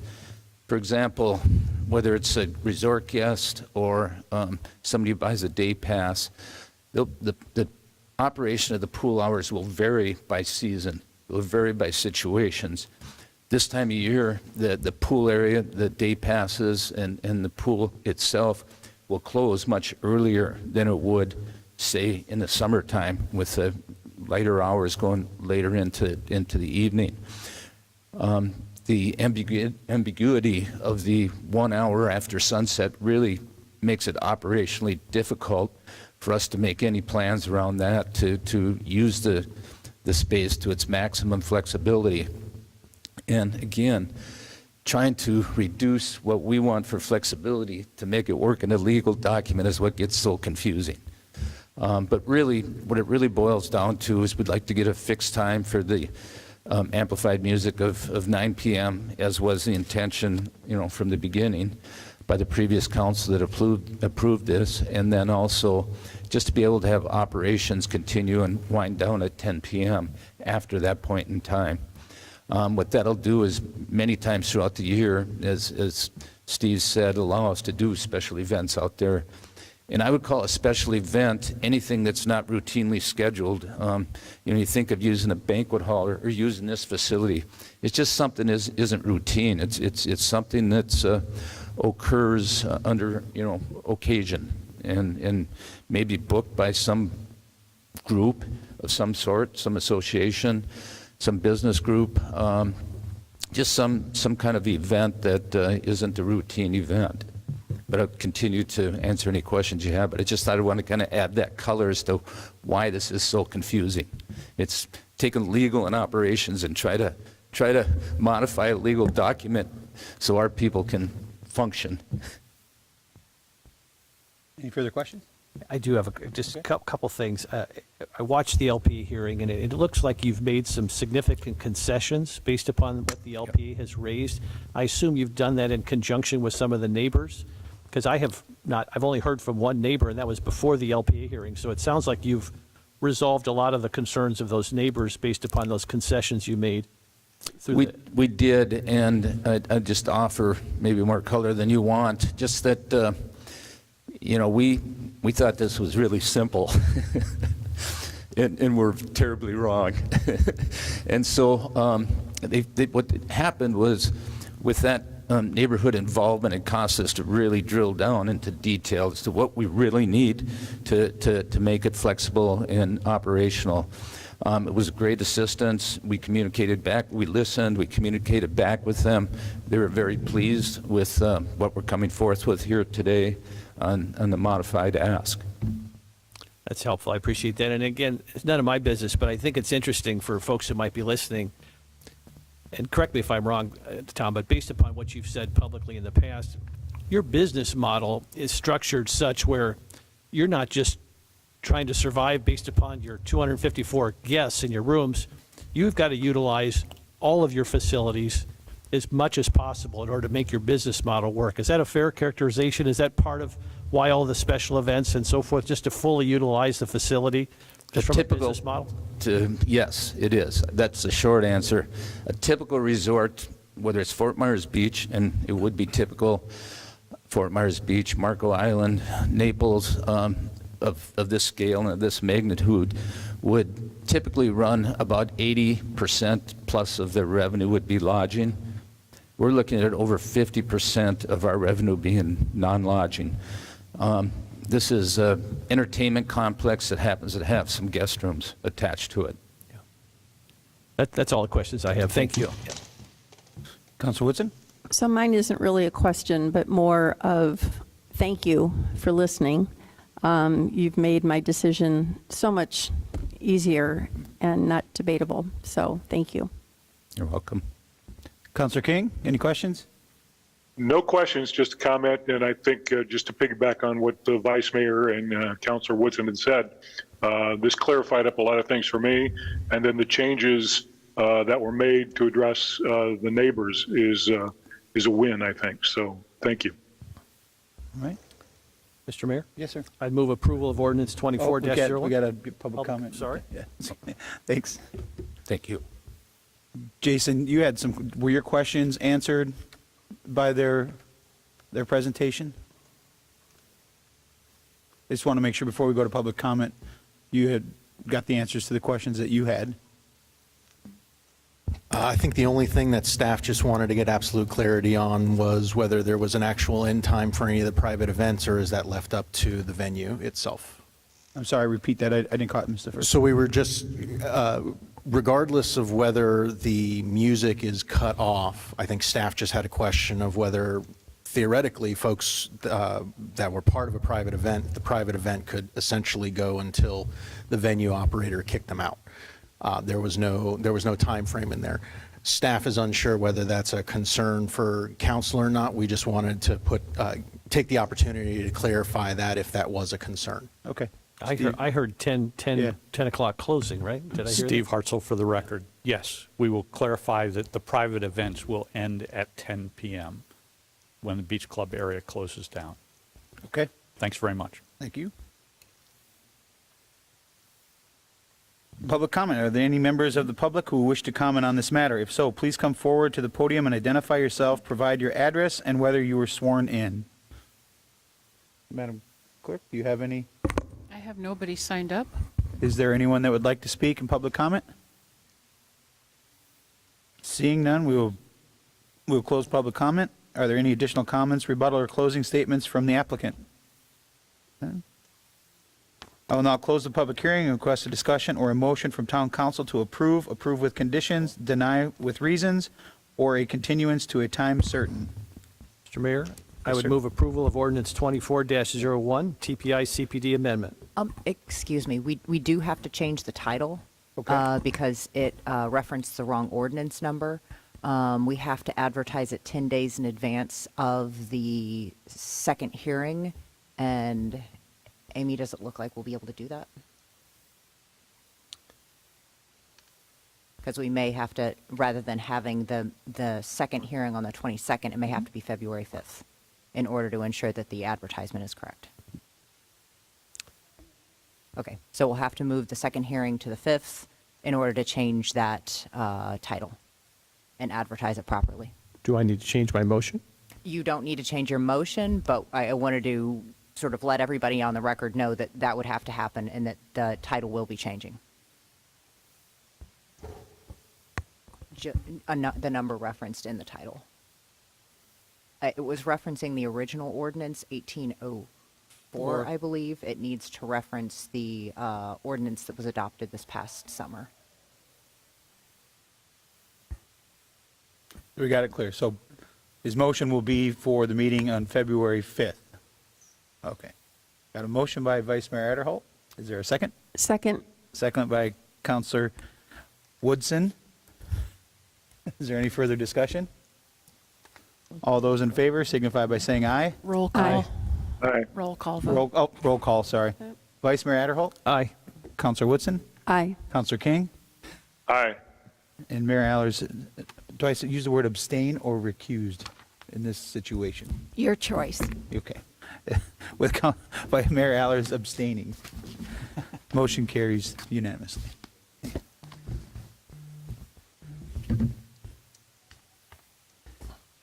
Next is Resolution 23-186, VAR 202-30212, 6642 Estero Boulevard. A resolution of the Town Council of the Town of Fort Myers Beach, Florida, approving with conditions, denying variance VAR 202-30212 to allow an elevated emergency generator closer to Estero Boulevard street right-of-way line than the principal building for the property located at 6642 Estero Boulevard, providing for clarifications as necessary, providing for conflicts of law, scrivener's errors, severability, and providing for an effective date. Sarah? Good morning, Sarah Probst with Community Development. Do they have to find me to be an expert again? yeah, I'm gonna- once You've we're already done? qualified. Okay. You've been qualified. Are there any other individuals who would like to be qualified as expert witnesses on behalf of the applicant at this time? Take it away, Sarah. There's going to be one, but she's already been qualified. You've already.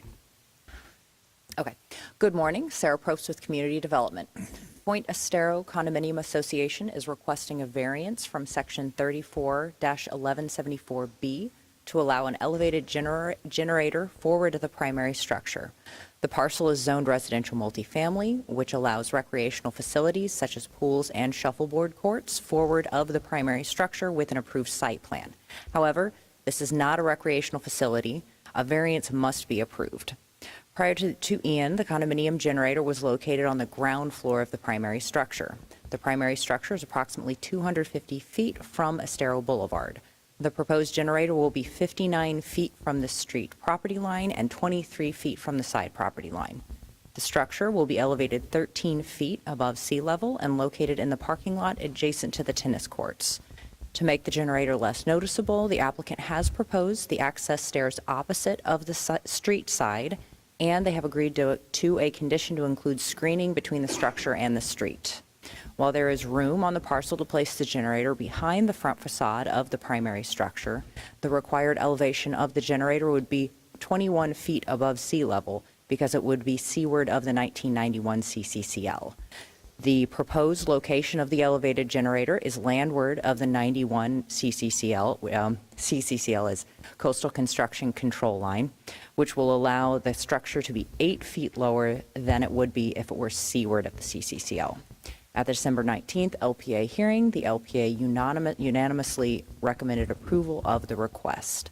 Staff is available for any questions you may have, and the applicant is also here. Vice Mayor Adderholt, any questions for Sarah?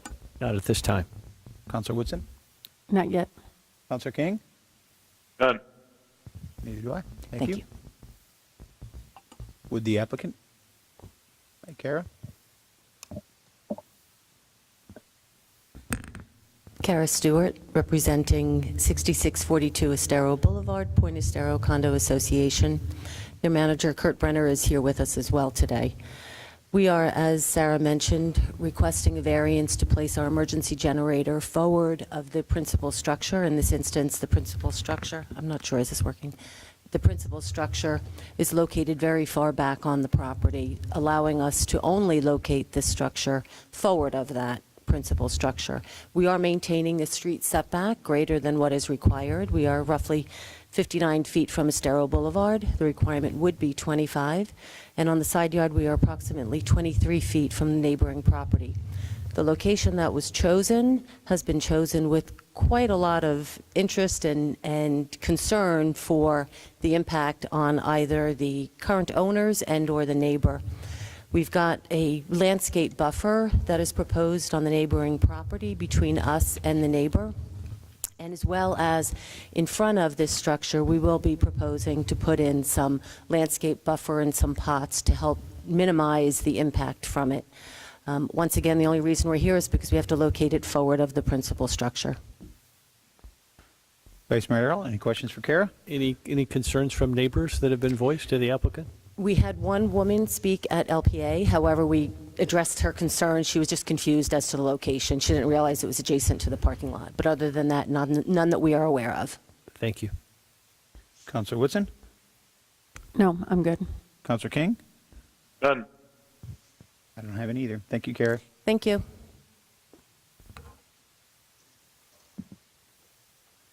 Are there any members of the public who wish to comment on this matter? If so, please come forward to the podium and identify yourself, provide your address, and whether you were sworn in. Madam Clerk, is there anyone that would like to speak? Seeing none, we'll close public comment. Are there any additional comments, rebuttal, or closing statements from the applicant? I will now close the public hearing and request a discussion or a motion from Town Council to approve with conditions, deny with reasons, or a continuance to a time certain. Discussion? Mr. Mayor, I would move approval of Resolution 23-186.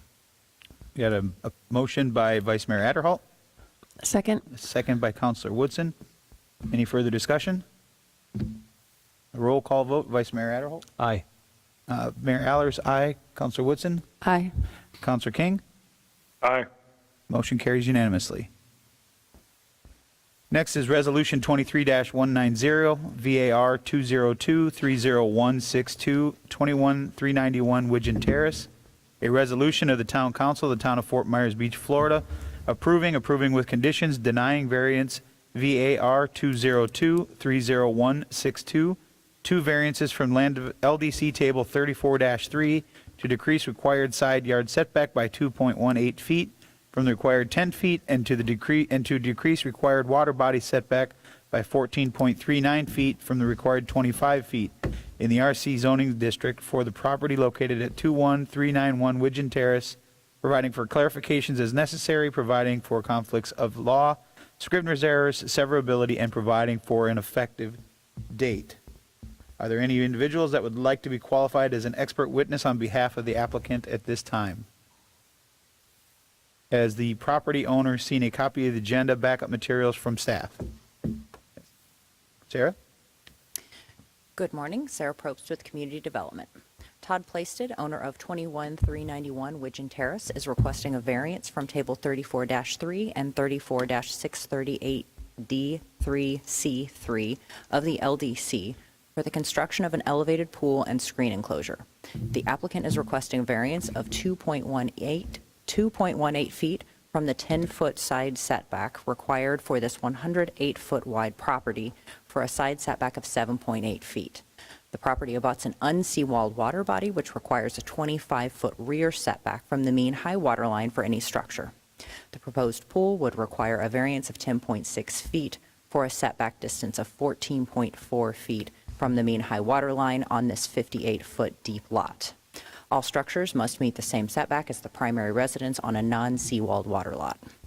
This property is zoned RC and is toward the end of the street in the relatively unique Widgeon Terrace neighborhood, Widgeon Terrace properties include a large portion of the right-of-way within the individual lots and tend to be less deep than the code requirements due to the narrow peninsula of land which makes up the neighborhood.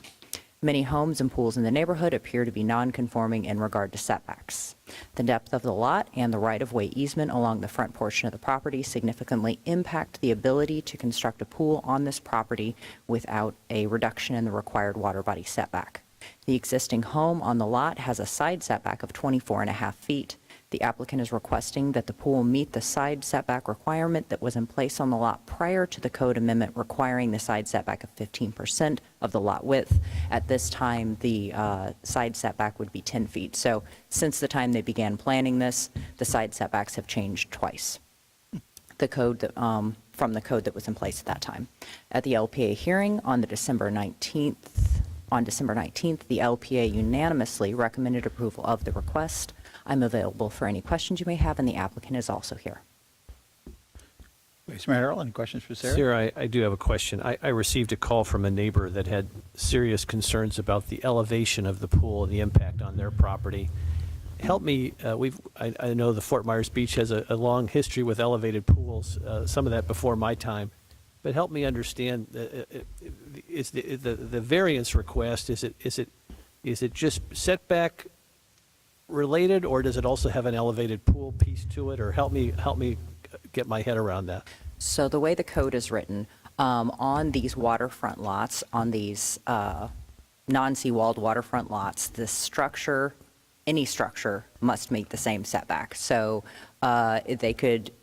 the house would have the 10-foot setback, the pool would have this 10-foot setback, an elevated pool would have a 10-foot setback. So they would have to ask for the same type of variance no matter what type of structure they were putting there. So it's not a different ask, whether it's elevated or not elevated. On a non-waterfront lot, it would be a different ask. I guess my question to you as a planner is, if that pool was not elevated as high as currently proposed, could it still work? I don't design pools. I could not speak to that. What I can tell you is on this type of lot, whatever they were asking for, they would have to be asking for this, whether they were having an elevated or an at-grade pool. It would be the same ask. So I can't really speak to specifically what I'll you're ask asking. the applicant. Thank you. Okay, Yeah, thank you. Appreciate it. Councilor Woodson? I'm good for now, thanks. Councilor King? I have no questions. Neither do I. Thank you. Applicant?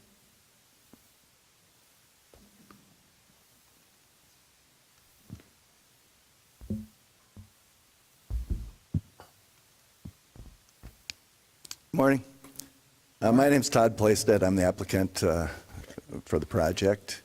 I want to thank you for listening to us today. The question about the raised pool, we're utilizing the existing patios or decks and such in order to walk right into the pool area. By having it, say, halfway raised, then there wouldn't be an ability to put any type of patio around it or seating around the pool. We've been working on this pool since 2021 when we purchased the house, and as Sarah mentioned, we had a 7.5-foot setback at that time. We had the environmental survey done. Had some problems getting supplies during COVID, and a little bit of delay here and there. And when we went back to the city with the application, they said now the side setback has changed, so therefore we've had to add also a setback for the side. So if we tried to narrow up that pool, we're already pretty long and skinny.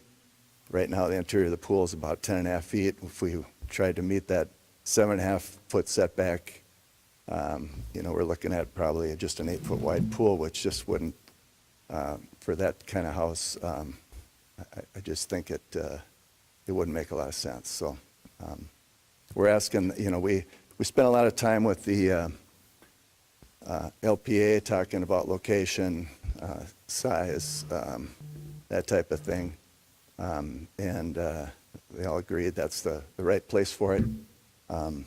There is a neighbor to the north, which, and there's about an 8.5-foot hedge on our property line there that kind of hides that elevation. Yeah, let's see.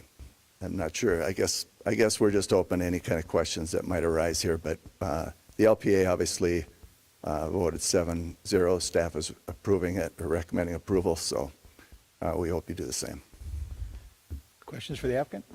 Yeah, I don't have any problems with your side setback and so forth. I think, and I'll let the remonstrator speak for himself, but the remonstrator just heard about this post LPA, so I don't think he had a chance to opine for the LPA. So sometimes the LPA serves as like a canary in the coal mine and kind of lets people know what's happening, and then other neighbors get engaged as a result of what happens at the LPA. But I guess my question is, I'm hoping you've talked to your neighbor, and I'm wondering, is there anything else you could do to try to accommodate some of their concerns? Is there anything structurally or with landscaping or anything you could do to try to help them get a little more comfortable with what you're trying to do? I don't think they wish you any ill will. I just think they're worried about their privacy. No, and I certainly appreciate that. I did talk to him in August of 21. So when we purchased the house, it came with a set of plans, and that was very important for us. We're moving in the summer here. We live in Minnesota, and or winter here, I should say. So we'd love to. We're excited about it. We wanted the pool, so we came with a set of plans.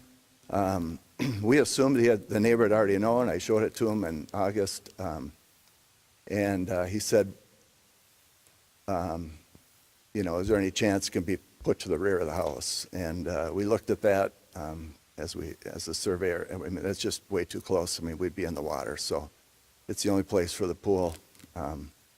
We are very happy to put a landscape plan together. I have my pool builder and landscaper here as well today. He's recommending all kinds of different things for screening. We live in Fort Myers Beach. All the houses are very close together, and we'll do whatever we can to kind of try to help, screen it from the neighbor. The bamboo,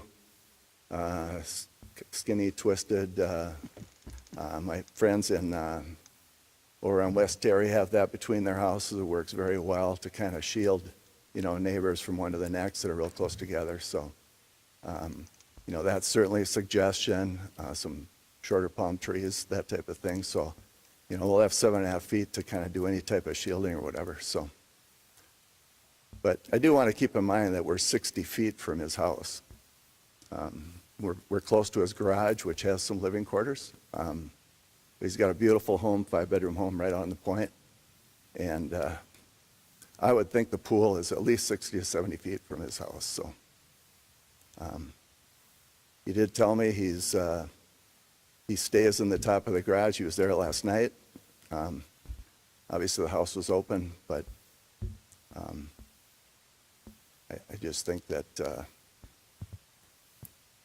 I think we have a great plan here, and I'd love to see it go through. Any other questions, Vice Mayor? Not at this time. Councilor Woodson? No. Councilor King, any questions for the applicant? No. I do not have any this time. Thank you.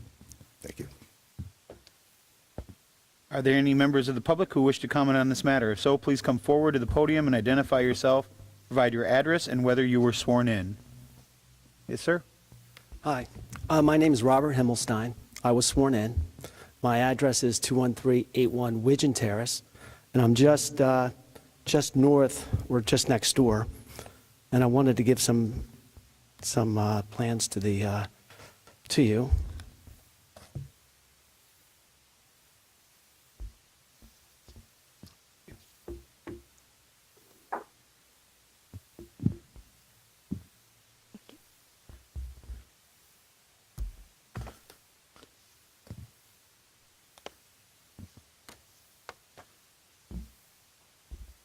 So these copies that I'm actually giving to you, on the first page, this is a survey of the applicant's property, and this is dated, I believe, it was updated back in 16, but it started in 02. And what I noticed from this is there's actually a concrete ramp that goes to the water. when I actually looked at their plans or the survey as the application was presented, that wasn't even shown as a concrete ramp. And it just troubled me because, but let me first go back. The documents that I've given to you here, I'm actually showing you that I was worried about this project happening. Todd did show me the plans back in August of 21. He sent the plans to me, and I actually gave you a copy of the email. And I should have this in the order of what I'm presenting it, but it's actually on page 1, 2, 3, 4, page 5. So I sent this email to Todd back after reviewing the plans, and I said to him, I told him I wasn't in favor of it at all. I told him the main problem with the plan is that it's being too close to our home and our 2 decks. His plans actually have a waterfall, and you'll see the plans that are actually attached further back. His plans actually had a waterfall as well as a fountain and fire, basically some fire on the 2 sides, fire pits. And I was troubled by that being so close to our house, and I explained that to him. And I then saw the application, but let me take it back. The first time I was aware this project was moving forward was Saturday when I went to my mailbox in New Jersey. I got noticed, and I shared it with the town attorney this morning. I actually received a notice that was actually dated by the mail service of December 28th. So I missed the LPA. I missed giving feedback to the LPA. And again, this notice, I'm not sure why, but so on September 20, Saturday, when I got this notice, I booked a flight, I came here, and that's why I'm here right now, because this is just, it's just too close to my property, and I'm very concerned with this getting built as is. I've spoken to Todd before about maybe he should do do something else. I heard him say that he can't do anything in front of his house, but the problem is this was approved by the LPA without any feedback from me because I didn't know it was happening. If you look at the things I just presented to you, I'd even emailed Carl Benji back on August 11th of 2021, and he advised me that there would be a 10-foot setback for the principal structure. I'm concerned with it being too close to the back bay. We have very, very fragile land back there. My home has shifted a little bit elevation-wise.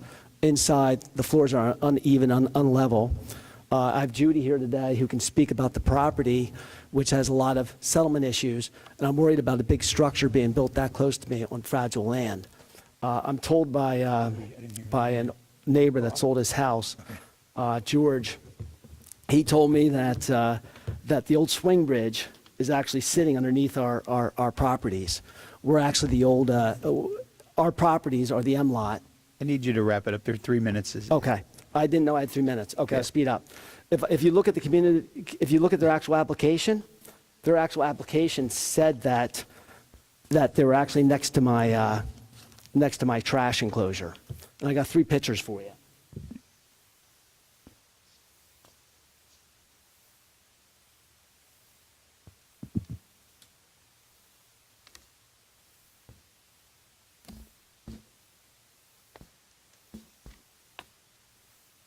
I really do need you to wrap it up, though. It's been, there might be other people that would like to speak. Heavy paper.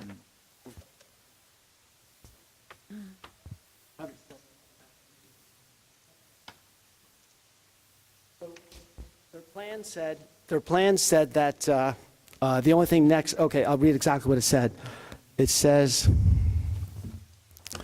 that the nearest structure poolside is the elevated house with a substantial hedges on the property line, with the garbage being next to the purported pool. Well, This first page that shows a door, that door is my garbage. Above the garbage is my deck, and then my living area.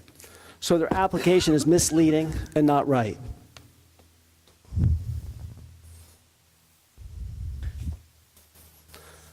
If you look at the living area, you'll see the visual of what I would be looking at. That's right next door to me.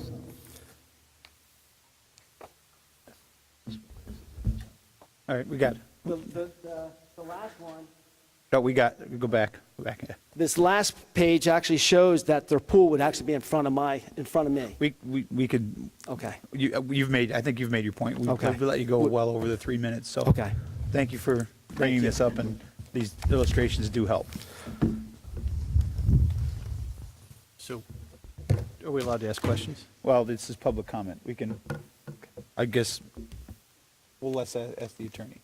He didn't get a chance to speak at the LPA. I would give him as much time as he needs. Okay. In order to, because he is directly affected also. Okay, I have no issues with it if no one else has any. Yeah, so if he has more to say, I think he should be able to get back up.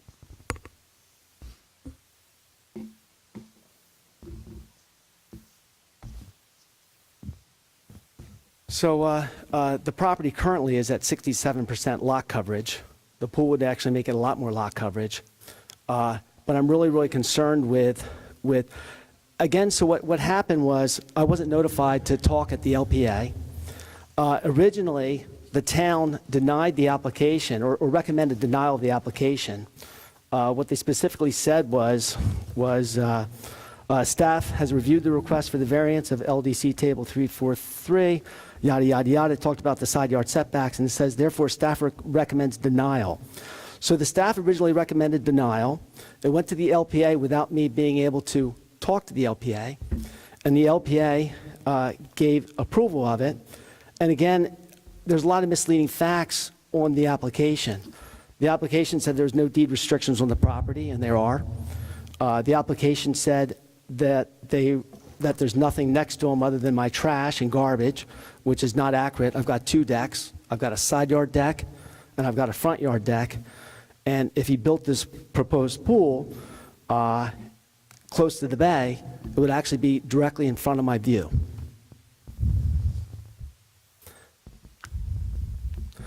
Well, since we're allowing him as much time as he needs, we can ask questions then, I would assume?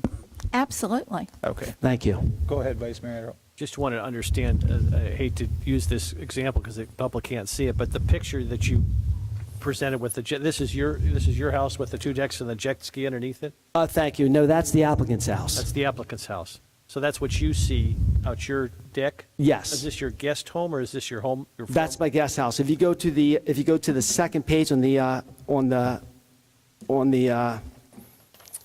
photograph I showed you, you'll see my house is in the bottom corner, the brown one.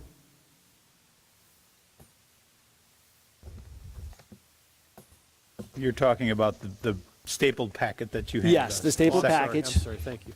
Your house is would be on the far right, correct? Correct. Far right. And you said this is your guest house? Yes. And that's my guest house. I permanently reside in there, or I should say I will be a Florida resident next year after I open up my store in Fort Myers Beach. But that will be my permanent residence as of next year. Maybe this year I will get my store built, but we'll see. You've got some professional people here with you. The council's always looking for compromise. Do you have some suggestions for the applicant that could make things better, or is it just a hard no? Obviously, he can go ahead and build a pool, but he'd have to meet the current regulations. Obviously, the pool will have to be smaller. I don't see how he can do anything else other than that because it just doesn't really work with what he's trying to do there. So I think to expound on what the Vice Mayor was asking is it doesn't sound like you're willing to compromise at all. It's make the pool fit within the current setbacks or you're not going to be in support of it. Correct. Is that a fair assumption? Okay. Yes, sir. I thought you'd said that if the pool was not as elevated, you would have less concern. Is that? Is that not true? I did, when I flew down yesterday and I went there and I looked at it, I realized how much in front of it would be. Like, for example, when you look at that picture that's looking at the jet skis, you can see how the pool would go all the way out to the end of his deck, which is right in front of me. And I also have a side yard setback also. So it would be very, very, it would be totally blocking my view. He had mentioned that it was 60 feet roughly. This picture doesn't look like 60 feet to me. How far is it?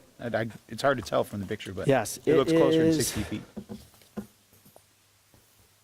From my deck to there, it's approximately from my deck about 28 feet. From deck to deck? From my deck to his deck, yes, sir. And where are you seeing that?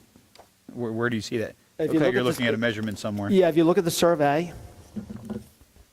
and the survey that I gave you on the front page, it shows that it's 21 and a half feet. And actually, he's got a wooden stair, so it's even less than that, but 21 and a half feet from basically the house over to the property line, and then you've got about 7.5 feet from actually 10 feet from me, so it would actually be 31 and a half feet from the house, but from that wood stairs there, it would actually be about 5 feet less.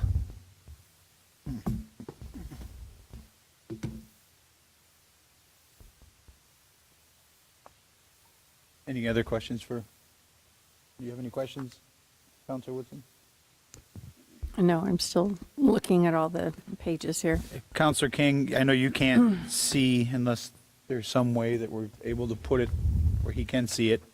The information that was handed to us, our pictures showing the actual two properties and what it looks like currently, and then some email chain back and forth between you and Carl, it looks like, from our staff.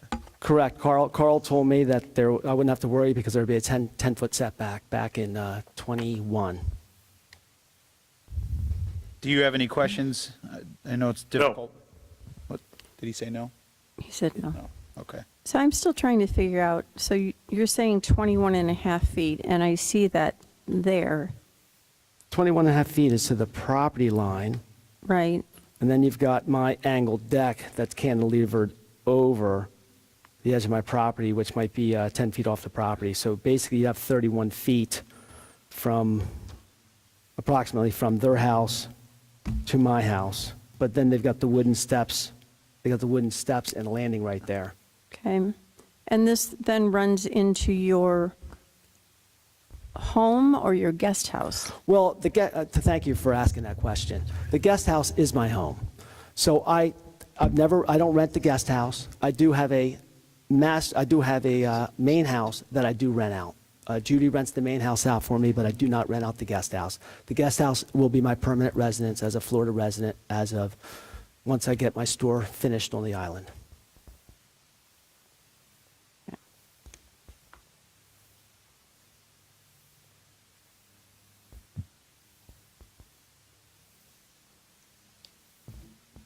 I'm just trying to look at what so they got 24.79 feet.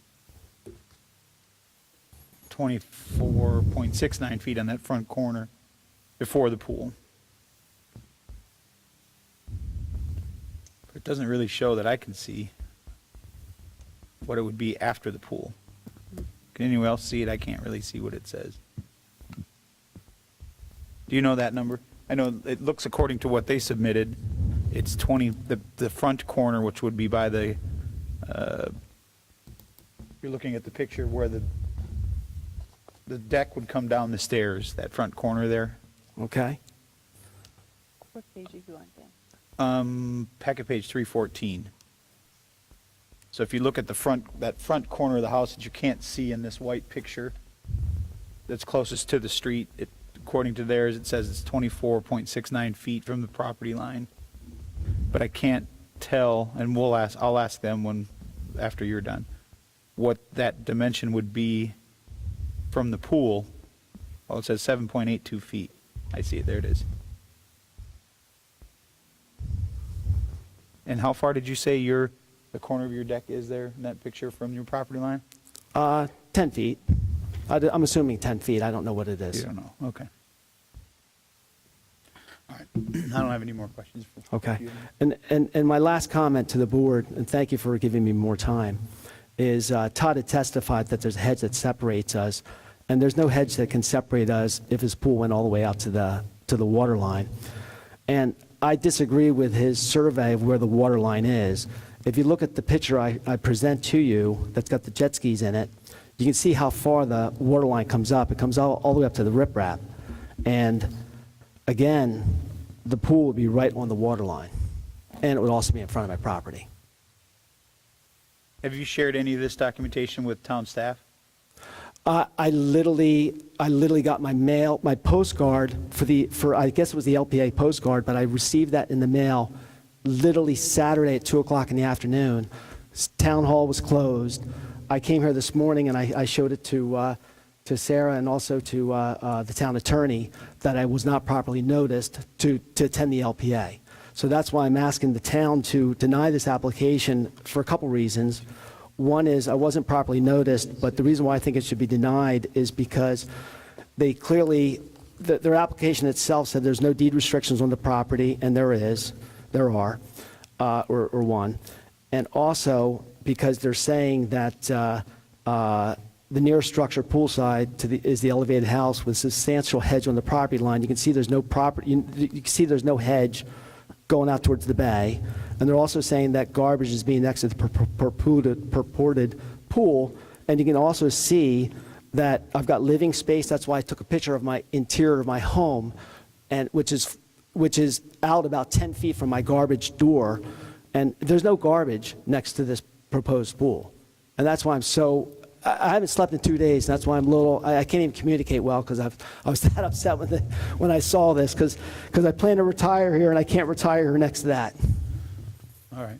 Okay, thank you. Thank you, sir. Is there anyone else that would like to speak in public comment? Kara?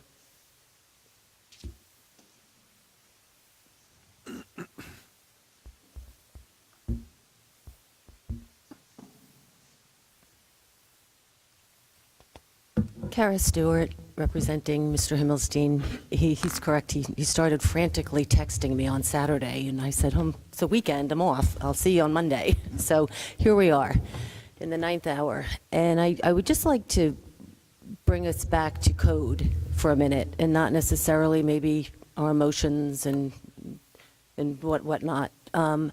This council and the previous councils have spent an awful lot of time dealing with our corridors, our view corridors, our protection of our properties in relationship to that, to the point where we have changed setbacks approximately 4 times in the last 3 years. In addition to that, we've defined more clearly an elevated structure in its proximity to a water body. That has all come about because of situations very similar to this. I have been around the beach for some time and have been, unfortunately, part of some of the decisions where people and staff have approved pools adjacent to people, elevated. The view corridor has been impacted quite tremendously, and that's really what's happening here. The photographs that Mr. Himmelstein has provided to you out of that, what we're calling his guest house, it clearly will be in the vision of this structure. Keep in mind also, from LPA to today, they have also added a screen enclosure on top of this structure. So as it originally was proposed, that was not clarified that there would be an enclosure. There is now also an enclosure, which again, if we just visualize the magnitude of the height of such a structure directly in the vision. I have spoken to Mr. Himmelstein as well about compromise and what can we do. Is there some options? Although he is very adamant against any in looking at the site plan, we do have an easement in front of the property, which makes it a little difficult to move it more forward. However, there is some room to do that. There is some elevation that could perhaps change. The setbacks need to maintain the principal structure setback because we are greater than the 4-foot seawall, so on and so forth. So it's really the combination of the rear and the side that makes this view corridor get diminished tremendously with this structure. Just wanted to bring that to your attention. Thank you, Kara. Is there anyone else? So, just Kara, while you're here with your subject matter expertise and background, do you foresee a compromise, given all what we've heard this morning? I can't necessarily speak for Mr. Himmelstein, but I think that everyone wants residents to be able to use their property and to the best. And I can tell you there probably should be a compromise in this situation. But you can't. I can't speak on behalf of Mr. Himmelstein in relationship to that right now. I believe that at this point, because of the lack of conversation and time from LPA to here, perhaps this would have taken a different route if Mr. Himmelstein was able to have been here and notified from LPA. So I think that's what part of the dilemma is. I understand. It's very fresh. I understand. Thanks, Kara. Again, Denise Clint, and I don't know why I'm up here other than I'm just sitting here and listening to the rest of the meeting, and I don't know either party. I mean, I don't even know what this is. But I just, from hearing this, wanted to make a couple of comments. First, I always hear from people saying, well, I have this property down here, but I don't get, I get my mail up north somewhere, and I didn't hear about this or that. And I find that to be just a crock of baloney, because in today's society, when everything is electronic, we can check every day, every single day. If we have property down here, we can check online what's going on in this city down here. We can check schedules. We can check LPA, City Council, MRF, whatever. We can check every single committee and find out what's on the agendas. So I don't like to think of that as an excuse. I also want to talk about the fact that we've had a hurricane here.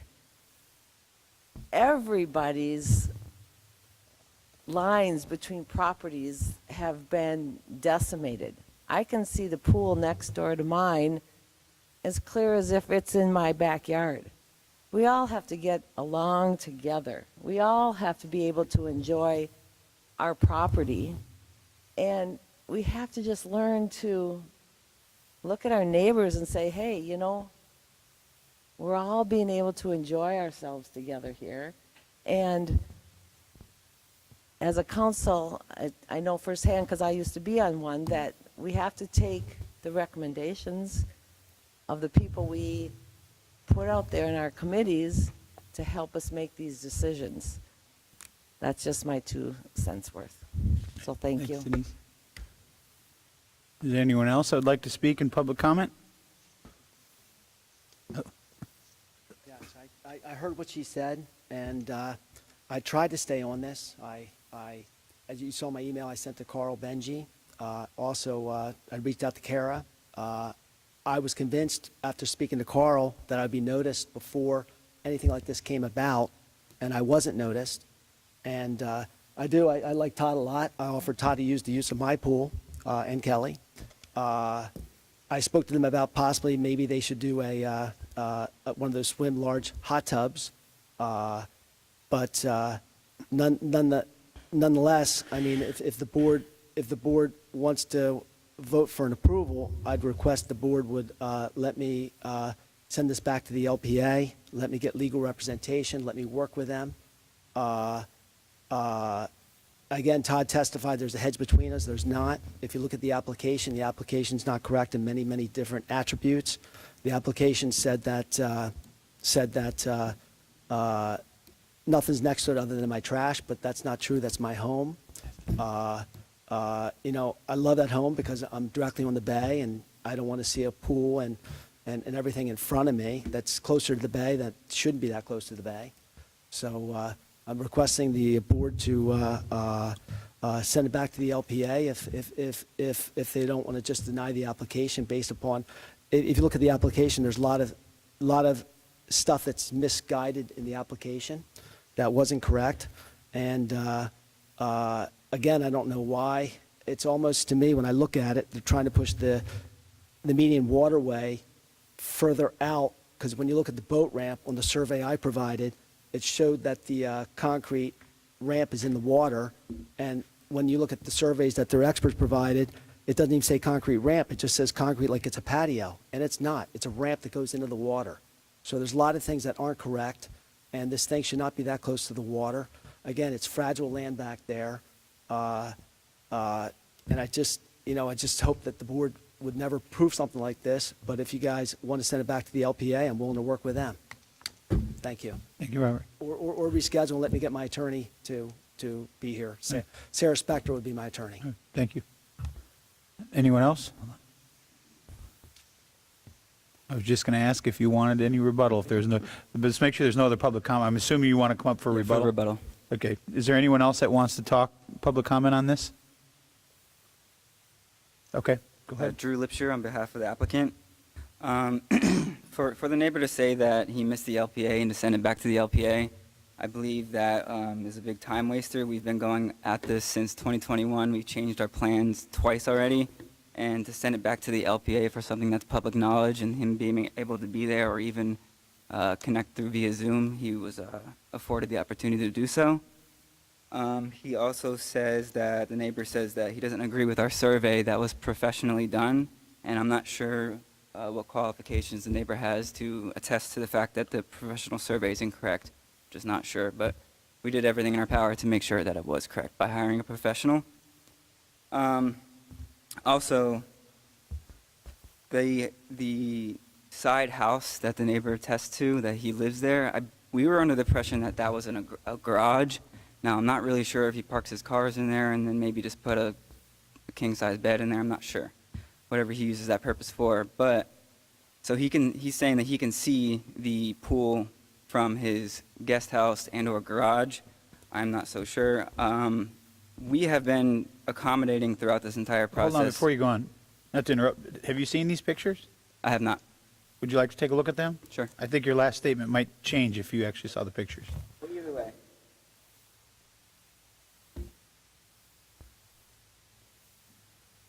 Okay, yeah, I see them. Either way, if it's used as a garage or a guest house, we've been accommodating throughout this entire process, and we would like to continue to do so for the neighbor's benefit.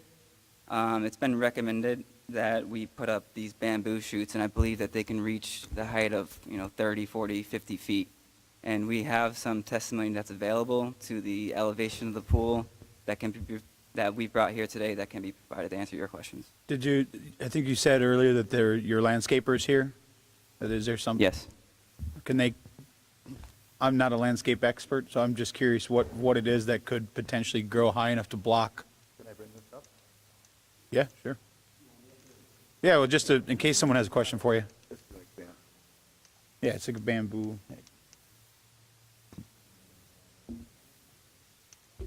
Yeah. Thanks. Right.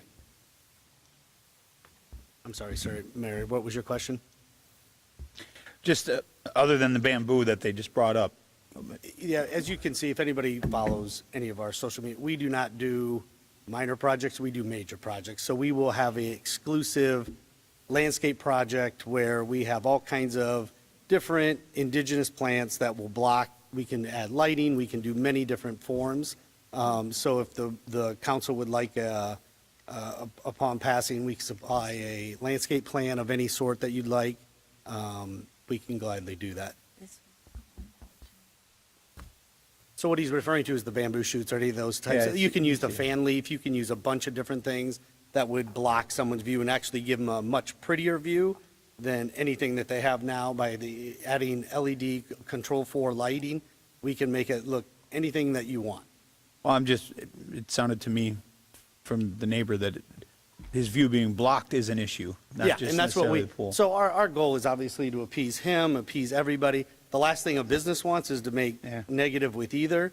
We want to make sure that when we leave there, it looks like the jewelry that we put on there is really nice. And that's what nobody walks by and sees the pool. They see the landscape, they see the lighting, they see all the, what we call the jewelry and after effect when we're done.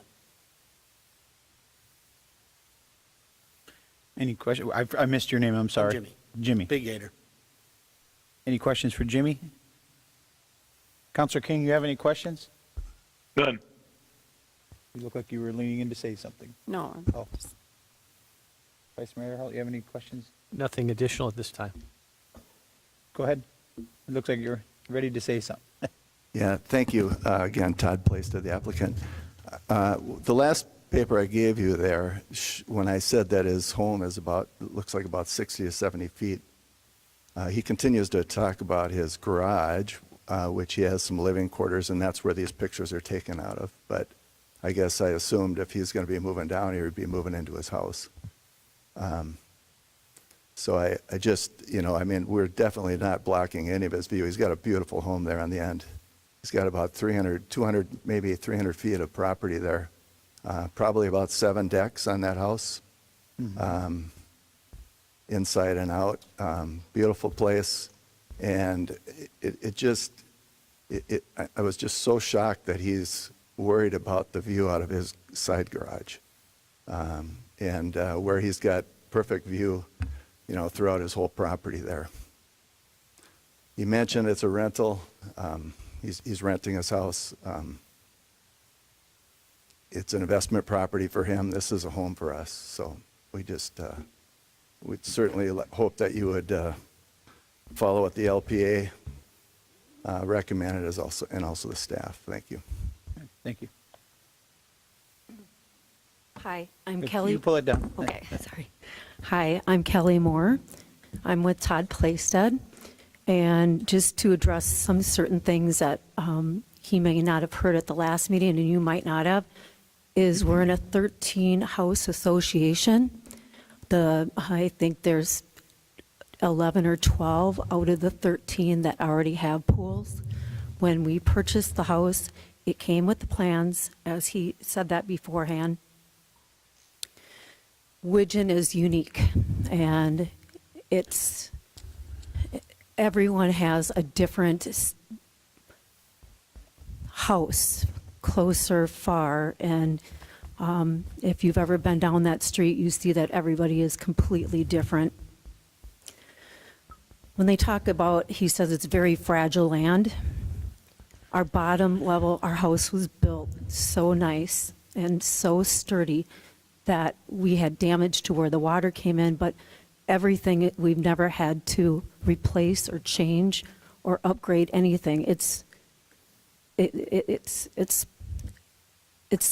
solidly built together.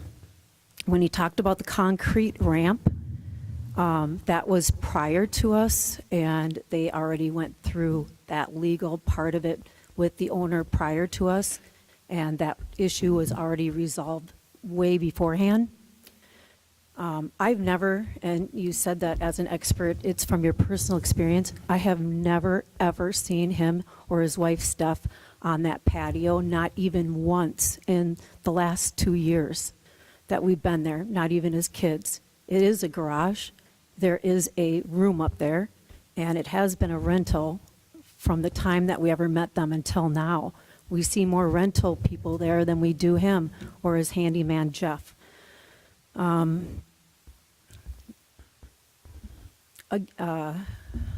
I just want to make sure I'm not forgetting anything.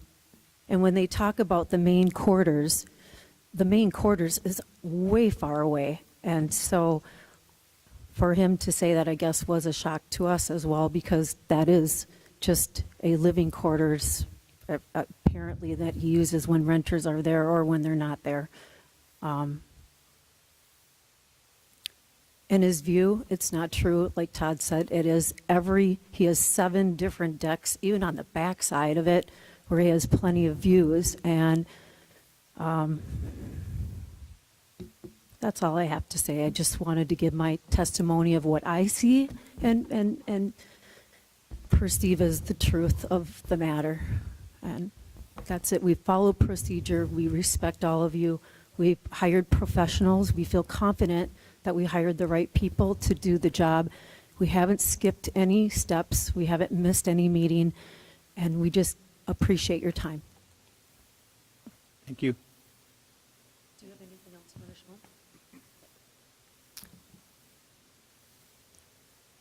show? Okay, now I have a question. Okay. Well, let's close the public hearing. Can we close the Okay. public hearing and then, or do we have to have the discussion if she has questions before we close it?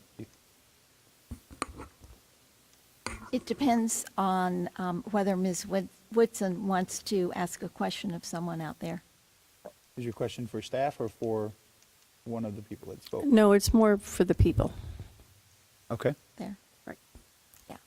So you just gave us this picture, correct? Okay.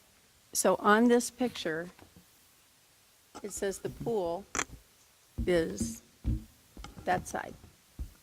So on that picture, the pool then would be on this side, not out here.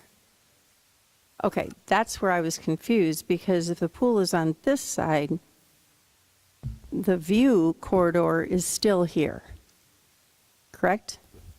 Okay, I just wanted to make sure. All right. Much Well, we better need to picture. Be up Okay. there so everybody can hear what you're saying. He was just showing us a picture of the hedges that he was referring to from the street level. When was that picture taken? We haven't seen it. I saw it, but This one was taken probably just before the LPA meeting. okay. And some of that hedge towards the water has been damaged, and that's where we would probably make sense to replace that with some more bamboo. Okay. Not only that, to talk about the delicacy of how he described all of that area, is the mangroves too have been cut down drastically, and normally that isn't something to do with a delicate area.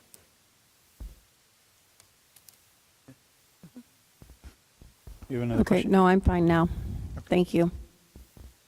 All the pictures have blended in now. Makes sense? Yes. Sure. Go ahead, Robert. Thank you. Thank you.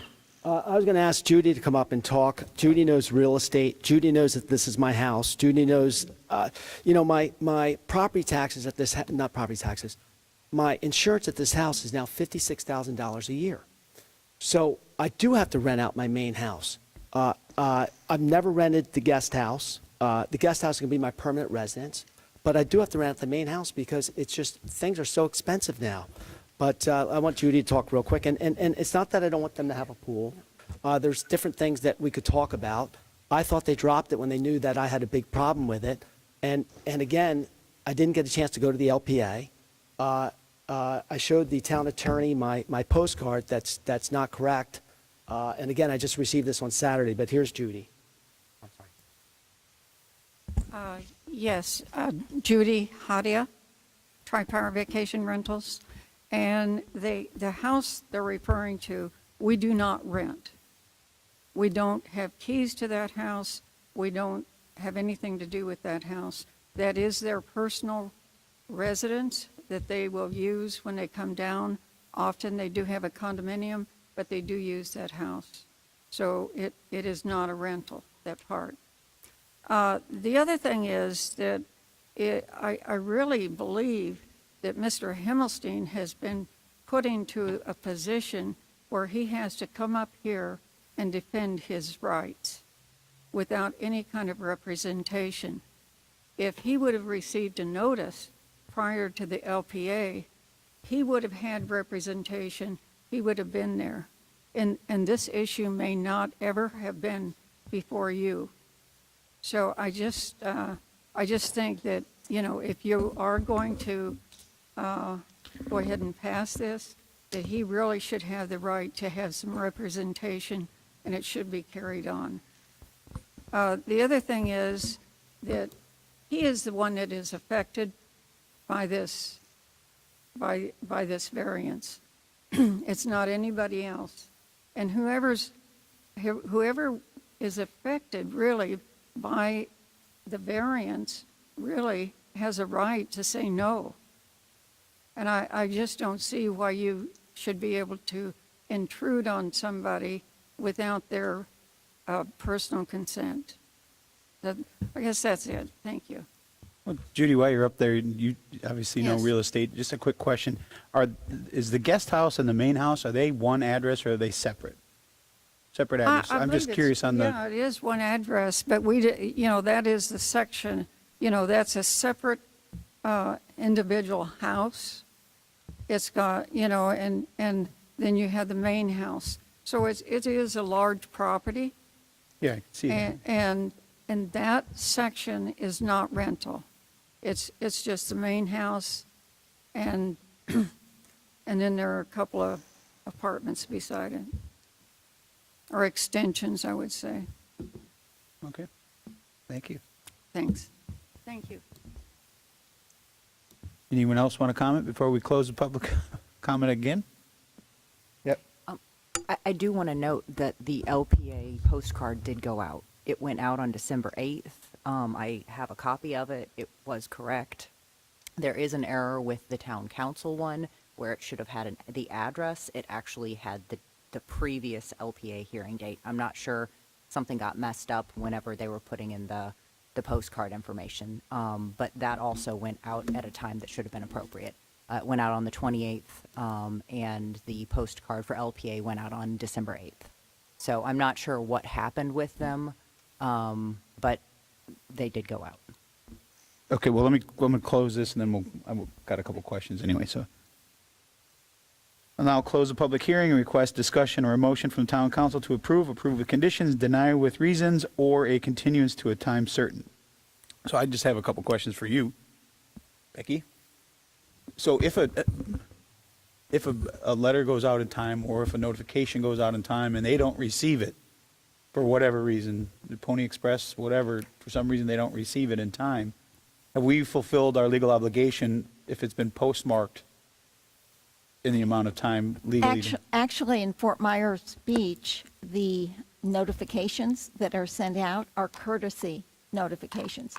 In some cities and counties, they're absolutely required, but in Fort Myers Beach, they are sent out as a courtesy, so it's not something that's absolutely required. But from what I understand from Sarah, the LPA notification was not incorrect. It was correct. So assuming the U.S. Postal Service was working correctly, he should have received that. And then my question for you, Sarah, have you seen any of the information that Robert, sorry if it's okay to call you Robert? Yes. Okay, that Robert has given to us and talked about the 67% lot coverage and things like that. Have you had a chance to look at all this? The condition that is in their resolution is that they must meet all other criteria of the Land Development Code. So if they're not meeting some other component of the Land Development Code, their permit doesn't get approved. So that should have been part of what they were looking at when they asked for variances. So if they're exceeding their building coverage, if they're exceeding their impervious surface coverage, those are all things that they have to meet by our code. But I guess that brings up a little bit of a red flag for me. So we didn't review that they have met all of this, so. No, they have not submitted for a permit. Let's just say, for instance, this got approved today. Then they would try to submit their permit, then you would review all of the information? That's correct, because they have all the professionals, they're aware of the regulations, they knew they were not meeting their setbacks. They didn't ask us to do a review. If they came to us and they said, what are we not meeting? They submitted plans, and then we would tell them what they weren't meeting. Instead, they said, oh, we're not meeting the setbacks, and they came in to do that. So they're getting a variance for the components that they know they're not meeting, and it's on them to ensure that they're meeting all others. That's how we do the variances. Are there any questions for staff? Do you have any questions? I have a procedural question for the attorney.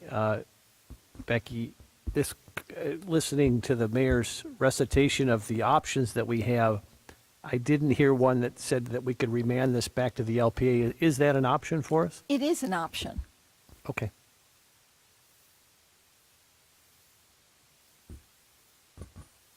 Counselor King, you got anything for town staff? No. So I have a question, Sarah. So you're saying they're asking the variance because they know they were out of compliance on that piece. Is that the normal process that we go through? Is that they'll come and they'll ask for variances and then they come in with their plans?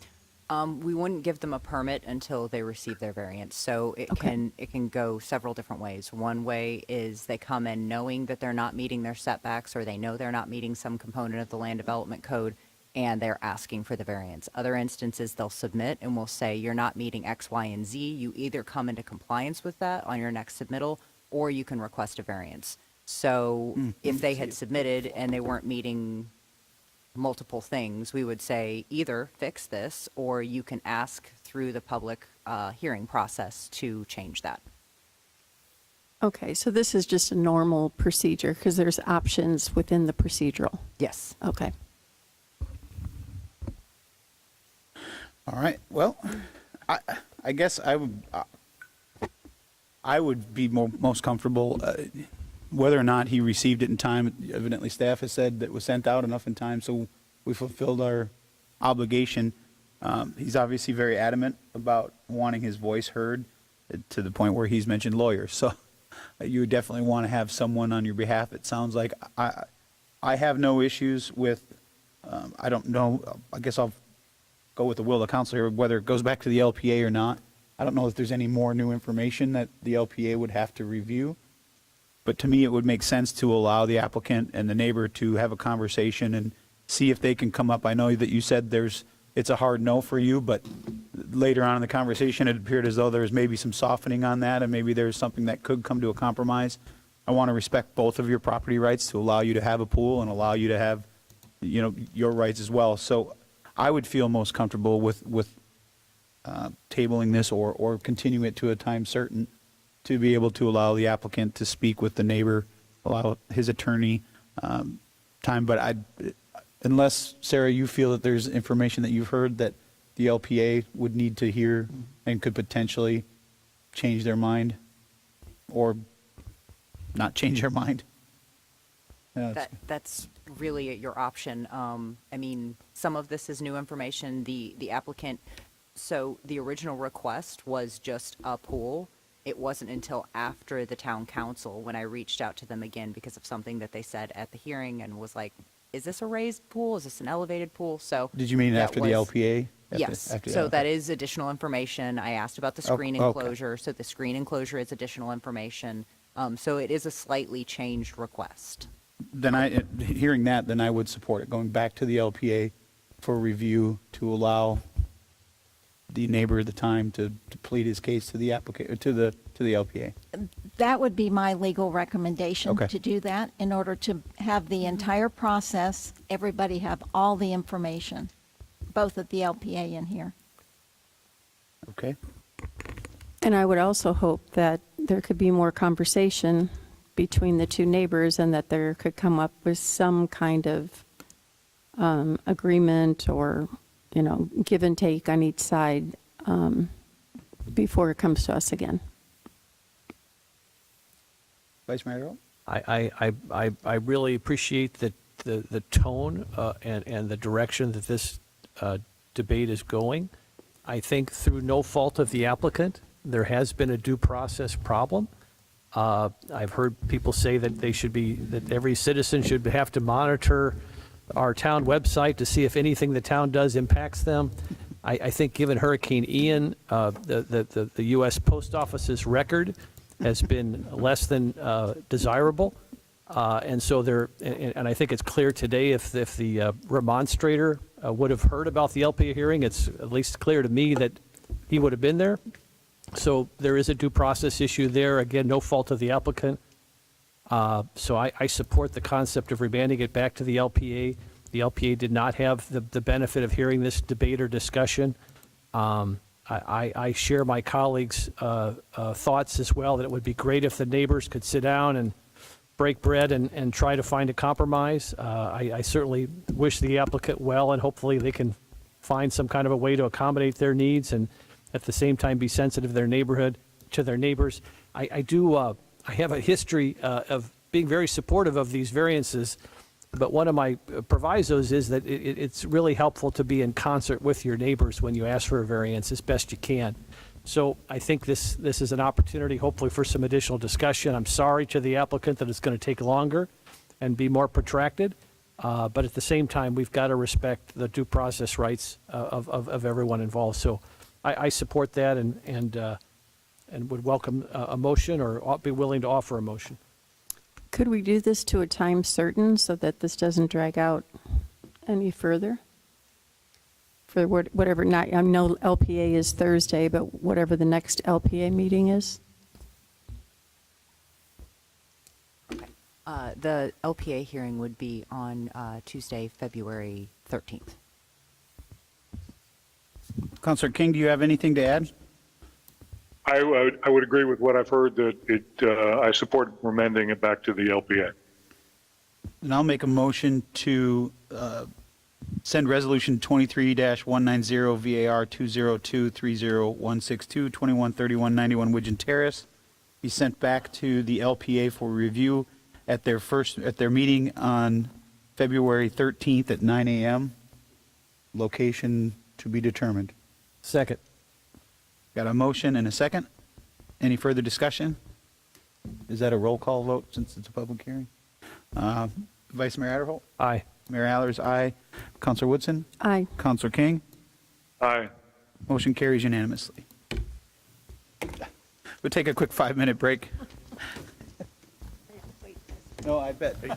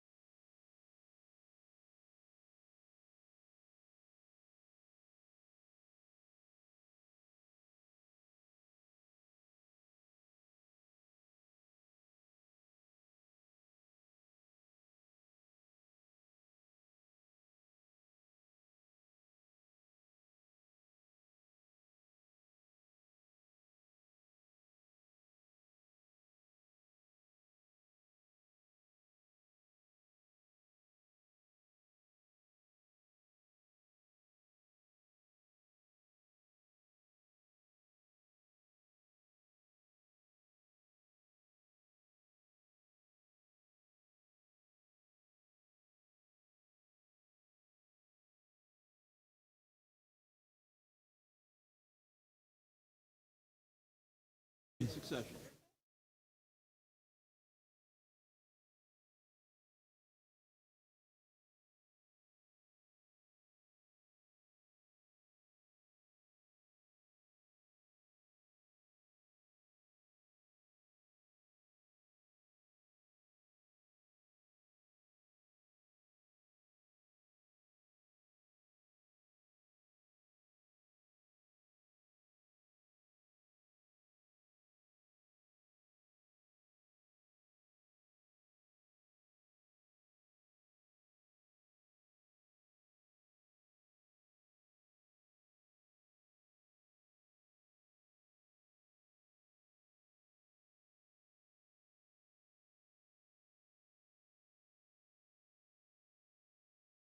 Call the meeting back to order. It is 12:11.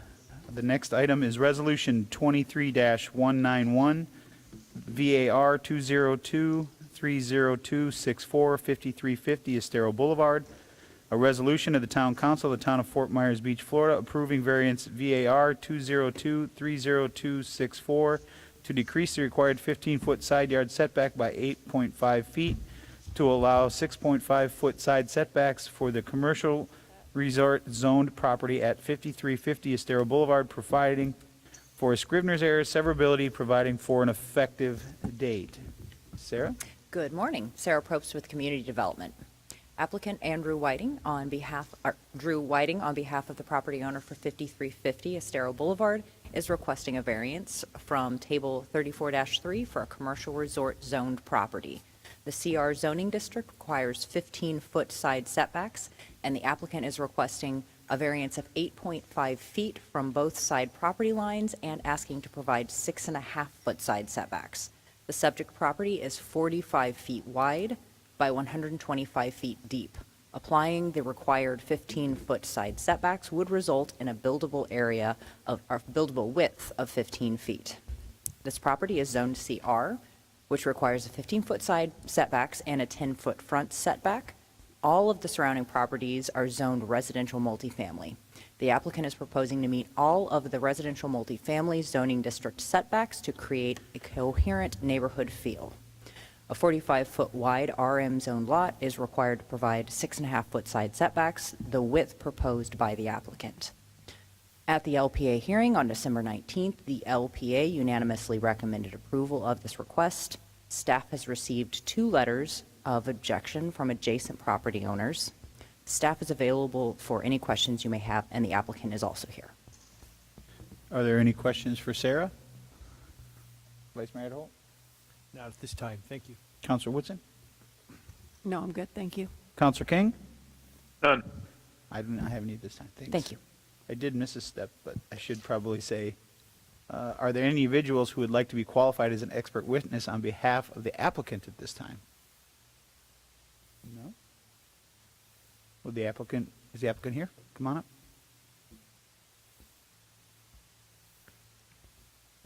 Ernie Jamie, Director of Construction for Homebound. What was your name again? I'm sorry. Ernie Jamie. Go ahead, Ernie.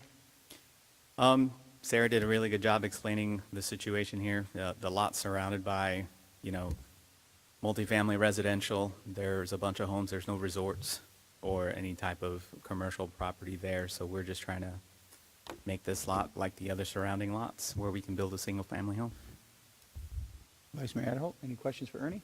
Any opposition that you've heard on this particular variance request? I think I heard one from Sarah where the one I heard, she said there's 2, but the one I heard was somebody had concerns about beach access, but it's.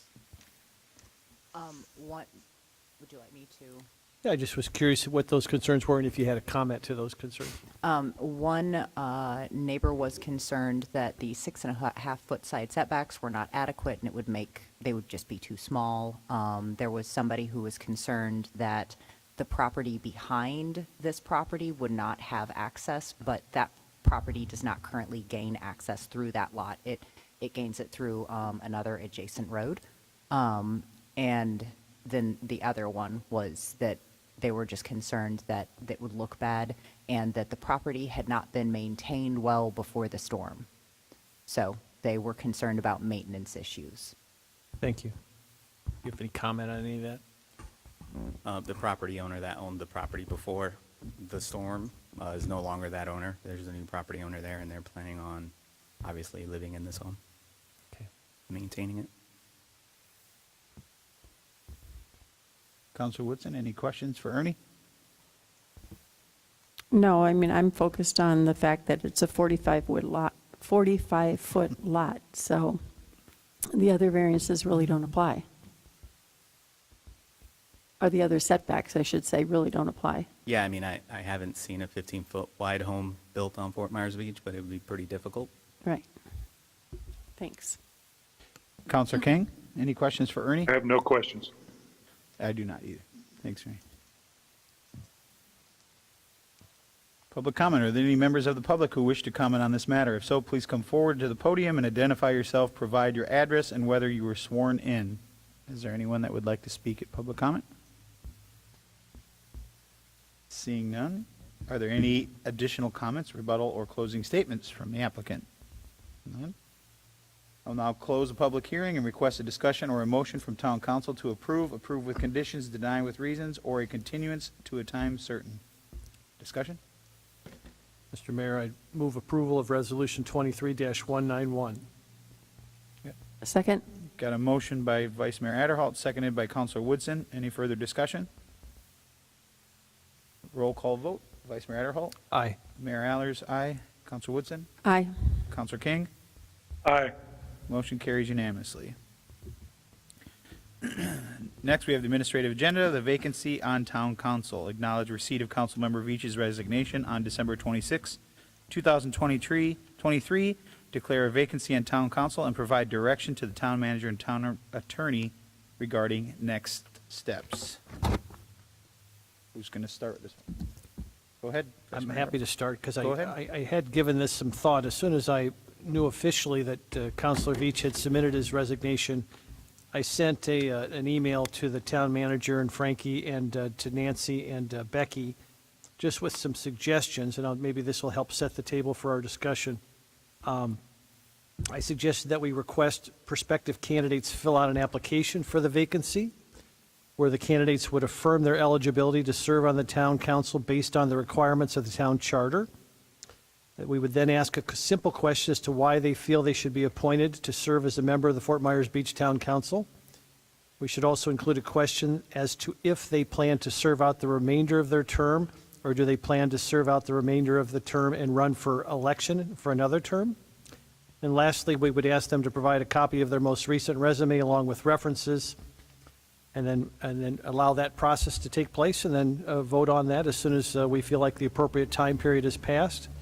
And then that way the public would it'd be very transparent. The public could see who has interest, what their background and motivation is, and then we could then as a council make an informed decision at the most appropriate early time, whatever makes sense from our calendar standpoint. That was going to be my question to you. I don't have any objections to what you laid out, those 3 points. Do you have a time frame that you would feel comfortable with as far as allowing the public enough time to, 1, submit if they're interested, and 2, review from the general public? I think some of it from our situation, I think it would be, I guess a question for Becky is, can Councilor King vote on such things from afar?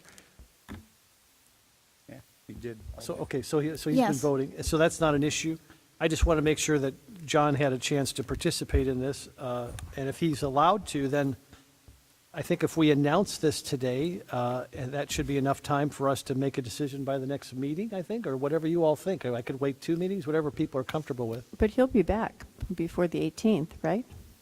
John, when are you coming back? John, when are you to coming back to the States? or the mothership? I'm still in the States, Oh, but well, that's true. You are still in the States. That's a I will really be nice back. state, though. I will be back on the 20th. 20th. So he'd be here for the next town meeting. Would the next, I guess, is there really a set timeline, or would it be the first meeting in February make more sense to allow time for notification? The town clerk is nodding her head, so That makes sense. not Yeah, the to next have it in meeting, but the February. first meeting in February. I think that makes the most sense. Are you okay with that? I'm fine with that. Yeah, that's fine. John, are you okay with that? Certainly. do you have anything to add to what the vice mayor laid out as far as the application, the questionnaire, and the resume? Well, it's not something that I think is a deal killer for me, but I just have, it seems intrusive to ask people whether they want to run for the seat or not. Especially, you know, once you get involved, you might change your mind.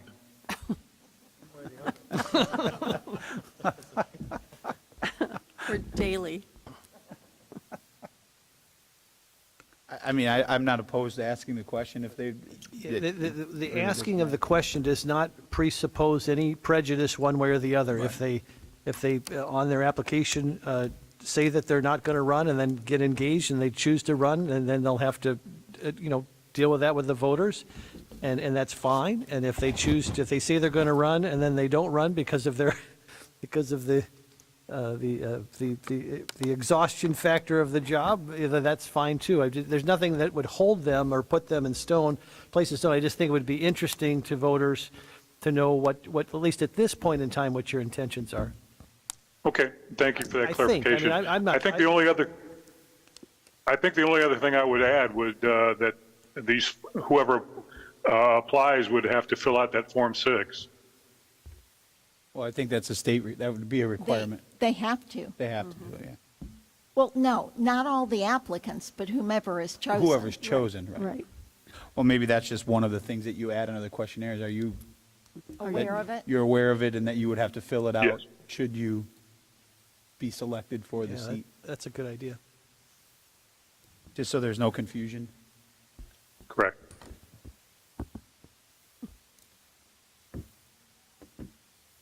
And so anyone in this temporary position or to the remaining 10 months position has to follow all the requirements of living on the 7 Mile Island and all those other requirements that we have, correct? Yes. Absolutely. Yeah. Absolutely, all of them. Okay. And I just want to compliment Vice Mayor Adeholt on moving into the HR realm. Yeah. That's dangerous. Congratulations or condolences, I'm not exactly sure. Is there any other discussion Madam Clerk? Mayor and council, are you only intending to announce it here today, or do you want some form of advertisement or? Yeah, I would think if we could send it out, I mean, the more people we can reach, there may not be. No, I think what we could do is just do a public press release or On the website. on the website, some kind of a posting that the Observer and Beach Talk could pick up and other media outlets could pick up. Yeah, and you always put that on Facebook and everything else too, so. Yeah. I think that's sufficient. Do we have to take a vote? Yes, direct. it doesn't need to be roll call, but yes. Okay, Do you need a motion? I think we need a motion. I would move approval of the procedures that were just discussed to replace a vacancy on the Fort Myers Beach Town Council. And I would also move that we, after assuming this is adopted, that we incorporate this procedure into our official procedures that Becky's currently working on for future reference. Before I second, it looks like the town manager has something to add. You might want to add in there that you acknowledge the receipt of his resignation. And I make that motion as amended by the town manager. I will second. Any further discussion? All those in favor signify by saying aye. Aye. Aye. Opposed? Hearing none, the motion carries unanimously. Final public comment. Anyone? You sure? You look like you're on the fence. You had the look. You might want to put in there, You gotta I'm sorry. identify yourself again. You might want to put in there. You got to identify yourself again. I'm though. sorry, Denise Clint. You might want to put in that, whatever you're going to put out, something about the position, like when do you meet? Is it beside just these meetings during the day? Do you meet at night? How many times? Things like that, just for people to know. You know, that's When we choose the next well, let's make sure there's no public comment first. Any other public comment? Here none, we'll close public comment. It's a very question, all the positions, Horizon Council, TDC, all these other committees that we're involved in, will we have to reseat those after the appointment of the next person that is going to fill that seat? Do we have to redo all of that at that time? I'll have to look in the code. I honestly don't know. In some places you do, in some places you don't. Okay. But I'll check. But I think it's important to add the information of, the expectations of the person that's filling that seat, being on other committees. It's not just the 3 meetings that they think we only have 3 meetings. It's the other things that go into it. Well, and it's also all the individual meetings that are requested by us by developers and things happening now due to Hurricane Ian, because we don't meet as a group on those, but they're all individual meetings that we go to. And on top of the committees that you volunteer for, to Right. the liaison for. So I think as descriptive as possible so that those that choose to enter the realm know exactly what they're getting into. Yeah. All right, town manager items. Thank you, Mayor. I think one thing also, I made a note, the Resilient League Committee, former Councilor Veach was a part of that, so I'm not sure if one of you would be filling that, or I heard that Karen was the backup, but I don't know how, Councilor Woodson, I'm sorry, was the backup. So I guess that just follows suit until you fill the spot, but that falls into that. There's a couple of meetings they have in the next couple of weeks. They're trying to finalize their plan March 9th, I think, or something like that. So we just need to be mindful of that. As we sit here in one of our wins, I know a lot of people say, why are we doing this and not doing this? And, this is more important, but this is just as important to get our facility back open up, and so we can actually have things like this if we need to, large public gatherings. So, kudos to Jeff and his staff and, for working diligently to get here. We've got a temporary CO, and we're working to get the final, and there's still some spit and polish that needs to go in a few places, but we're back. As you can tell, we don't have heat today, but we should have heat this week, and won't need it hopefully again, but our apologies. The town hall trailers, we're working. Mr. Town Manager, before you gloss over that too much, this is a pretty substantial accomplishment. And Jacob, if you would, I don't want to be like the director here, but I know you have the skills. Could you take the camera, just for folks who might be watching, and just kind of go in a circle so that people could see the building? And Andy, if you would, I went in, I saw the weight room. The equipment is there. It's not officially open to the public yet, but you want to just give it sounds like we're close. Yeah, Jeff can get up and if he wants to speak a little bit about that. But yes, he and I talk about it daily. When are we going to do this? When are we going to open that? He's probably tired of me asking. But just getting a garage door replaced over there, as you can see, was a big deal. To us, it's like, wow. People see it. Oh, it's a garage door. But yeah, we had plywood up there, 2 weeks ago. And you see these things happening, and now we're starting to see a few things. Now that the lights are on and everything, that, well, okay, we can tweak this and do this, but it's stuff that not holding us up. But Jeff, talk a little bit about your facility. Yeah, Jeff Hauge, Director of Cultural Parks and Rec. And Mr. Town Manager, we actually won't be using spit to polish. We'll use other things. So, yeah, so we have the temporary CO to be in here. So we have the kids from Beach Elementary that were here during the winter break, and then they'll be walking over and using this facility to get over here for after-school programs, before care, when we decide to open that up, when we have enough participants. So it's ready to go for the kids. We just have a few things to do yet to punch off the list for the CO. So Jeff, just I hate to belabor all this, but people, to the town manager's question, because people are always, not everybody, but some people are critical. Why are you focusing on your recreational facility? I think it's important to stress that as part of our agreement with Lee County School District, we had to have this facility open for before school and after school care as part of the agreement to save the beach school. So that obviously added prioritization to this facility. Just want to state the obvious, but for people that are wondering why so much emphasis on this, that was a piece of that puzzle. Is that fair? That's 100% fair. Yeah, we had a part of the interlocal agreement to have this open for the school kids. We were temporarily housed at Mound House for the first couple weeks of that, first month of that, but now we are open. The school actually, in the agreement, has the ability to use this facility for I think it was like Wednesdays for FIED and physical education. So there's a number of things in that interlocal agreement that we had to fulfill, and this building was a key part of that. Yep. The other things is, I don't know if you can hear it in the background, but we have pickleball going on in the back finally, which is great. We've had a number of people out there throughout the day. It does double as the basketball court for right now, so just be cautious of that when you come down. And then also just be cautious of, we're still, in the post-hurricane mode, so just be cautious when you're down here. We've tried to make everything safe as we can, but there are a few things that are still out there. Jeff, I'm just going to ask this because pickleball is such a big part of the culture of Fort Myers Beach, especially the leagues that are held here. Are the leagues going to kick in at some point, or is it just chaos? Is it unorganized play at this point, or is there a formal schedule? There's not a formal schedule outside. Outside has always been open to the general public, free of charge. We will start to have, hopefully by next week, have indoor pickleball. There is a charge for that, $5 for residents, $10 for non-residents, but we are looking to get that open. We have 10 courts. We've had a few inquiries about doing a tournament in here already. When we get back up, I think Community Foundation has asked to do that. So we know how big pickleball is. We actually are putting out RFP for the new pickleball courts, part of the redevelopment plan. So we'll have 4 brand new courts, kind of by where the town hall trailers are right now.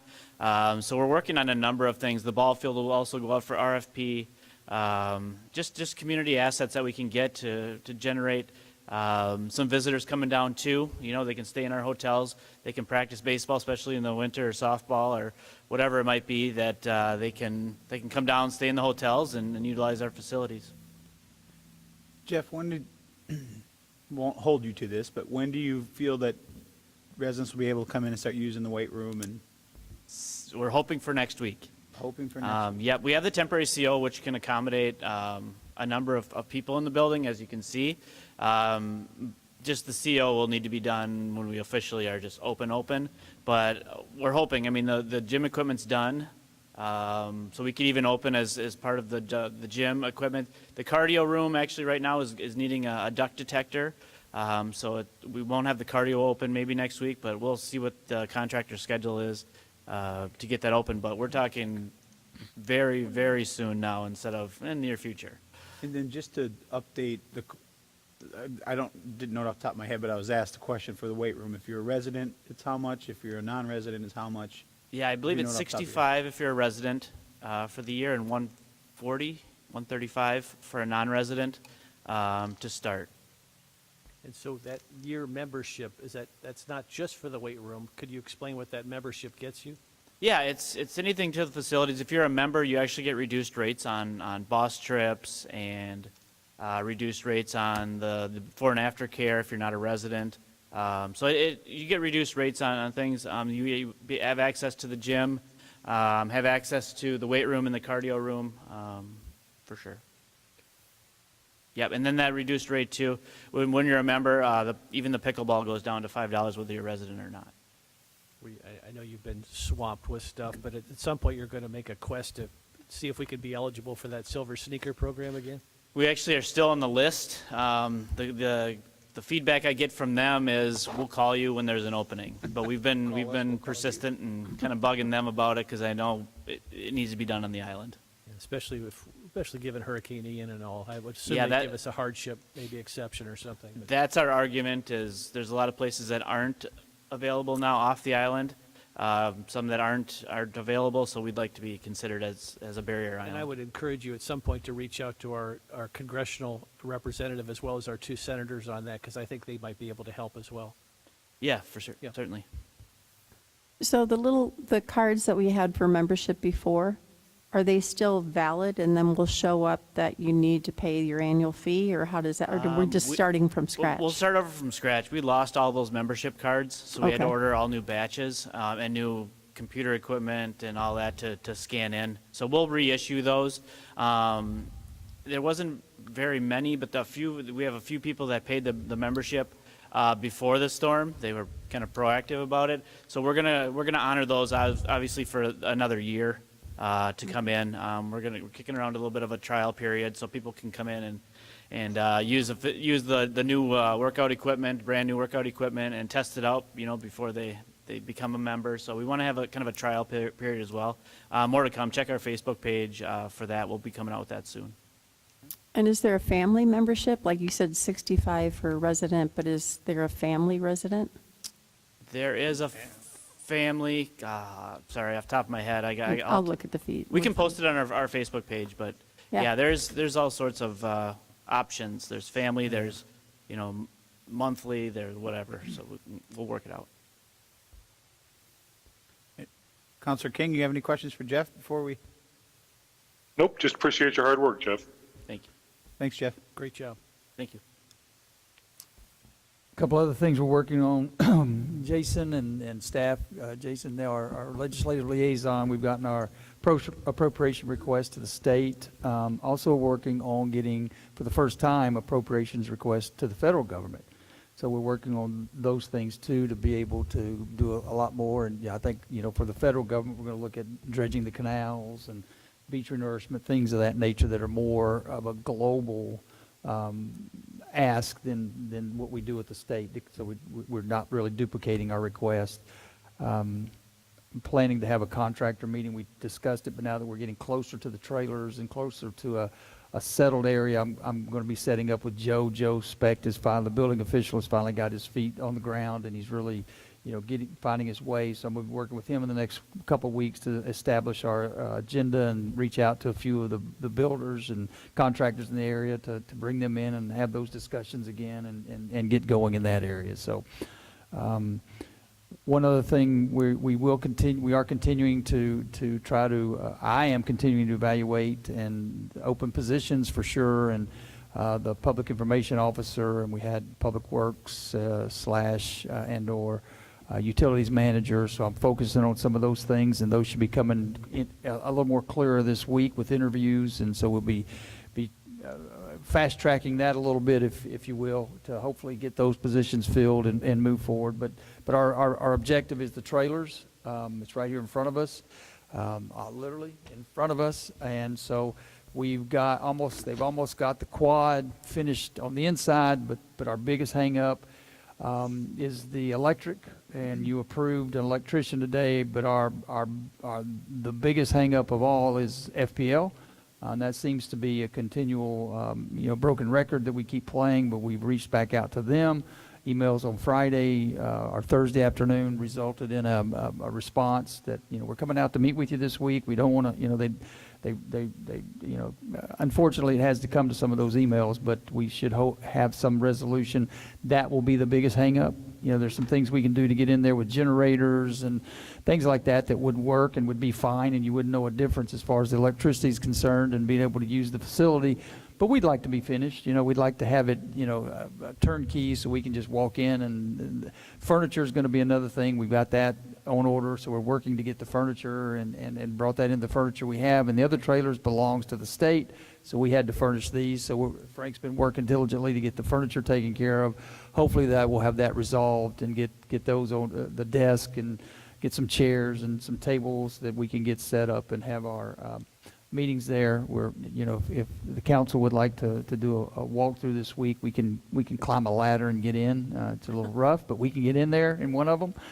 The other two, they're working and should be here today and back today to start setting up the triple wide. The reason why it hadn't been set up yet is so they could the plumbers could get it to the inside and the electricians and start running the conduit, and it wouldn't be an interference with having to go underneath and around some trailers that are sitting there. But we got a pretty good setup over there. I took the mayor in last week to show him. We've got a council chambers that is unique. It's in a trailer, but it's very unique, and they're very solid. They're very well built. So we're excited about what we have in front of us there. Let me see what else I had. Tier 1, I think that's the biggest thing that's in front of everybody. I know Frank and Steve and I have been working to get that going, and we are right on the cusp of starting to get the duck bills put in. So I'll allow Frank to talk a little bit about that. So the duckbill project is going to be starting first before we kick off the Tier 1. It's going to address Crescent, 1st, 3rd Street, downtown area that were missed the last time they did the sewer, the storm sewer improvement. Those have already gotten, the same contractor is going to be doing it. It's called Andrews Site Work that was already approved by council to do the Tier 1 project. We are just awaiting for final logistical availability of a couple of the duckbills that they have gotten. We should have those up and running, hopefully, or at least the project up and running, hopefully, by either later this week or the first part of next week. We'll have clarification on when they're actually going to start going in the ground.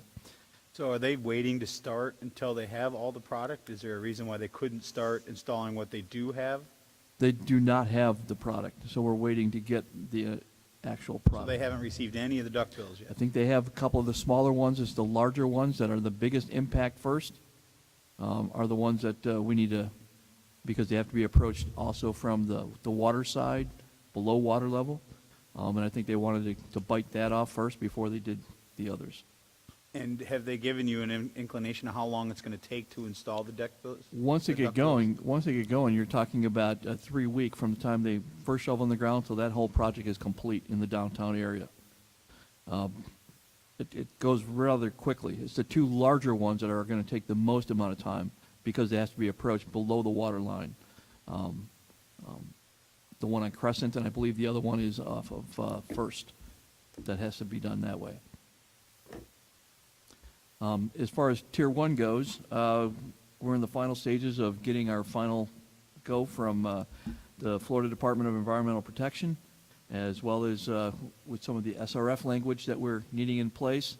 The vendor is already looking to have stock on hand, again, same vendor, and we're looking to have that kicked off either the last part of this month or the very first week in February for actual shovel in the ground, pipe being put in. Go ahead. Well, I'm probably going to ask the same question you're going to ask. I'll let you ask. Is there a rough idea as to what streets will come first and when? Yes, we've expressed this a few different meetings that Andy and I have been involved in, and we're going to go, obviously, when the project was delineated, they just went and brought the project into 4 quadrants, and so A, B, C, and D. And what they did, they just logically went down the streets, not looking at any problem areas. We said from the get-go, when we started getting involved with this months ago, like Bahia Villa, areas like that were constantly underwater, even from a 1-inch rain, that they had to be addressed. Since that time, we've met with Tetra Tech, who's the managing engineers of the project, and Eric Fay, he's spoken before you a number of times now. We've gotten together and we put together a list of like Sterling, I'm going to leave somebody out, and I know they're going to call in, but like Sterling, Seminole, Curlew, Flamingo, Bahia Villa, those type of streets that are constantly below grade as it is, those are the ones that are going to be addressed first. Now, that said, you're not going to be able to go from one grouping and jump over here and jump over here. We're going to try to do it in the most logical fashion. So there is a grouping of those streets that are fairly close to each other, and that's where they'll start, and then they'll progress to those other streets before we even kick off the rest of that program. And that makes perfect sense, Frankie. But what seems like with the hunger from the public is just some kind of an indication as to which streets will be first and which will be second, third, and just in a timeline ballpark as to when they will come in. So that initial onset, end of this month, first part of next month, that initial onset will have your Sterling, your Seminole, Curlew, Flamingo, Bahia Villa, those group of low-lying streets that we constantly get. Totally get that, but Yeah. do we have a list of those streets that we could release? Not at this point, no. Okay, No, as soon as we get that list, Yeah, that would be great. we're going to not only put that on social media, we're going to put that everywhere we possibly can. We're also going to get a flyer made up and have those sent to those people on those streets that, hey, we're starting this point, and that's where it's going to go. Perfect, thank you. Yeah. One of the projects, the turtle-friendly streetlight project, and we are waiting now for delivery of the lights and the poles, and they will be staging them in 3 different locations. They'll start with our south tower, staging down there, so those things will be coming, and when we hopefully will get some kind of indication this week when they'll start delivery and installation. So that's fingers crossed there. I know the mayor has been deluged with these questions on his weekly show, but at some point, can we have some kind of a presentation to the council as to what the whole program will look like? And, you know, how it's broken down? It's its own unique program versus an FP&L program. The town will own it. I mean, I think some of this stuff would be great just to have a nice overview when you're ready, to let people know, and also again, the timeline. A lot of people aren't necessarily, I think they're just curious about timelines, yeah, and what it is. One other thing, I don't want to steal the vice mayor's thunder. In the past, you've had Lee County Sheriff's Office extra duty traffic detail. I just became aware of this a couple weeks ago, so I pulled the last agenda item in the agreement, so I'll be reaching out to Captain Layler to get this set up so we can move forward and bring it back to you, hopefully sooner rather than later, so we can have the coverage. And before it was signal enforcement beginning Thanksgiving weekend through January 15th, which we're in the middle of that now. Traffic lights beginning Thanksgiving weekend through April 17th. Traffic lights coverage Memorial Day, 4th of July, and Labor Day coverage. We can talk about if there's more that you would like to see covered. We've got the money for the community policing. I met with Captain Layler, and he had some suggestions. I need to follow up with him. Possibly, I know how important it was to each of us, but the mayor had kind of been working on it for several years, so I want to get him involved so we can get that nailed down and incorporate all of this together and move forward. I think when you put that together, I don't know that it was in the original agreement, but if you can add Old San Carlos and Estero Boulevard, since it's going to be several months before that signal is up and running, that's a very important one to have traffic control. Yeah, I don't know that it's on that or not. It talks about to provide extra traffic duty detail at the light at the base of the bridge by Times Square and enforcement of the signal at Old San Carlos Boulevard and Estero Boulevard, 5th Street. So, yeah, okay, I got it. I would leave yourself enough flexibility so we can handle that Crescent Street intersection as well. But also, I think just because you guys weren't here, and the mayor can add to this, I'm sure, is that it's great to have these off-duty officers, but it's so important that they're given some instruction, because everybody's got to be on the same page. That's why I love the intersection of the community police officers who will be on the island, you know, in essence, full-time, working with these additional officers so we can keep this continuity of philosophy. Because again, we had certain officers who would, anytime somebody would walk up, they would hit the light, stop traffic, and let that one person cross, as opposed to waiting till 6 or 7 people got there. But some of that basic stuff is so important.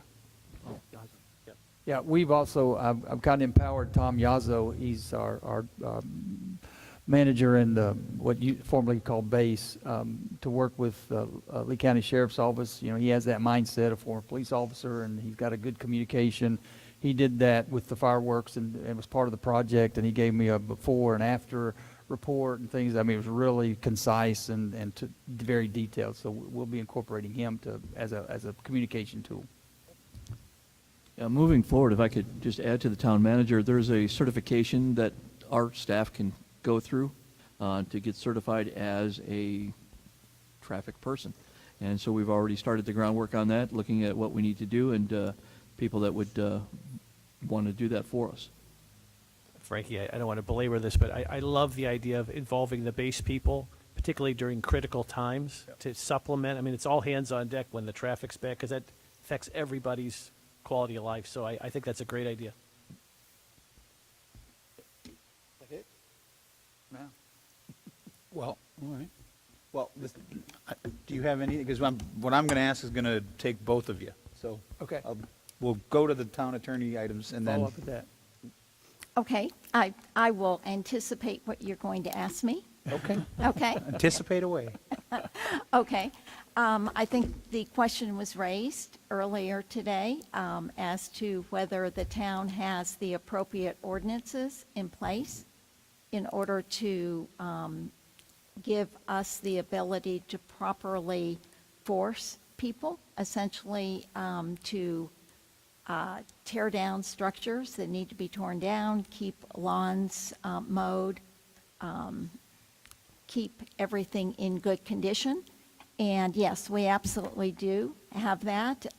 The town has adopted the International Property Maintenance Code, which is an excellent tool that is used by most cities and counties with regard to building and property maintenance. And so we've got the tools in our toolbox as far as, what we need in order to make all that happen. Okay, then I'll bring me to my next question then. Process, what's the process of implementing that? I mean, it's been long enough, so this is where I think you'll be, what is the process the manager has to follow to implement that? Okay. Timeframes that have to be implemented to be able to actually take action? All right. The code actually sets forth, a specific process, which starts with a determination by the town officials that something needs to happen. And that's usually having to do with code enforcement, the building official, whatever it is. And then a notice goes out to the property owners, and they are given a certain amount of time to take care of the problem. There are different time frames. Basically, at the bottom line, it's a reasonable time.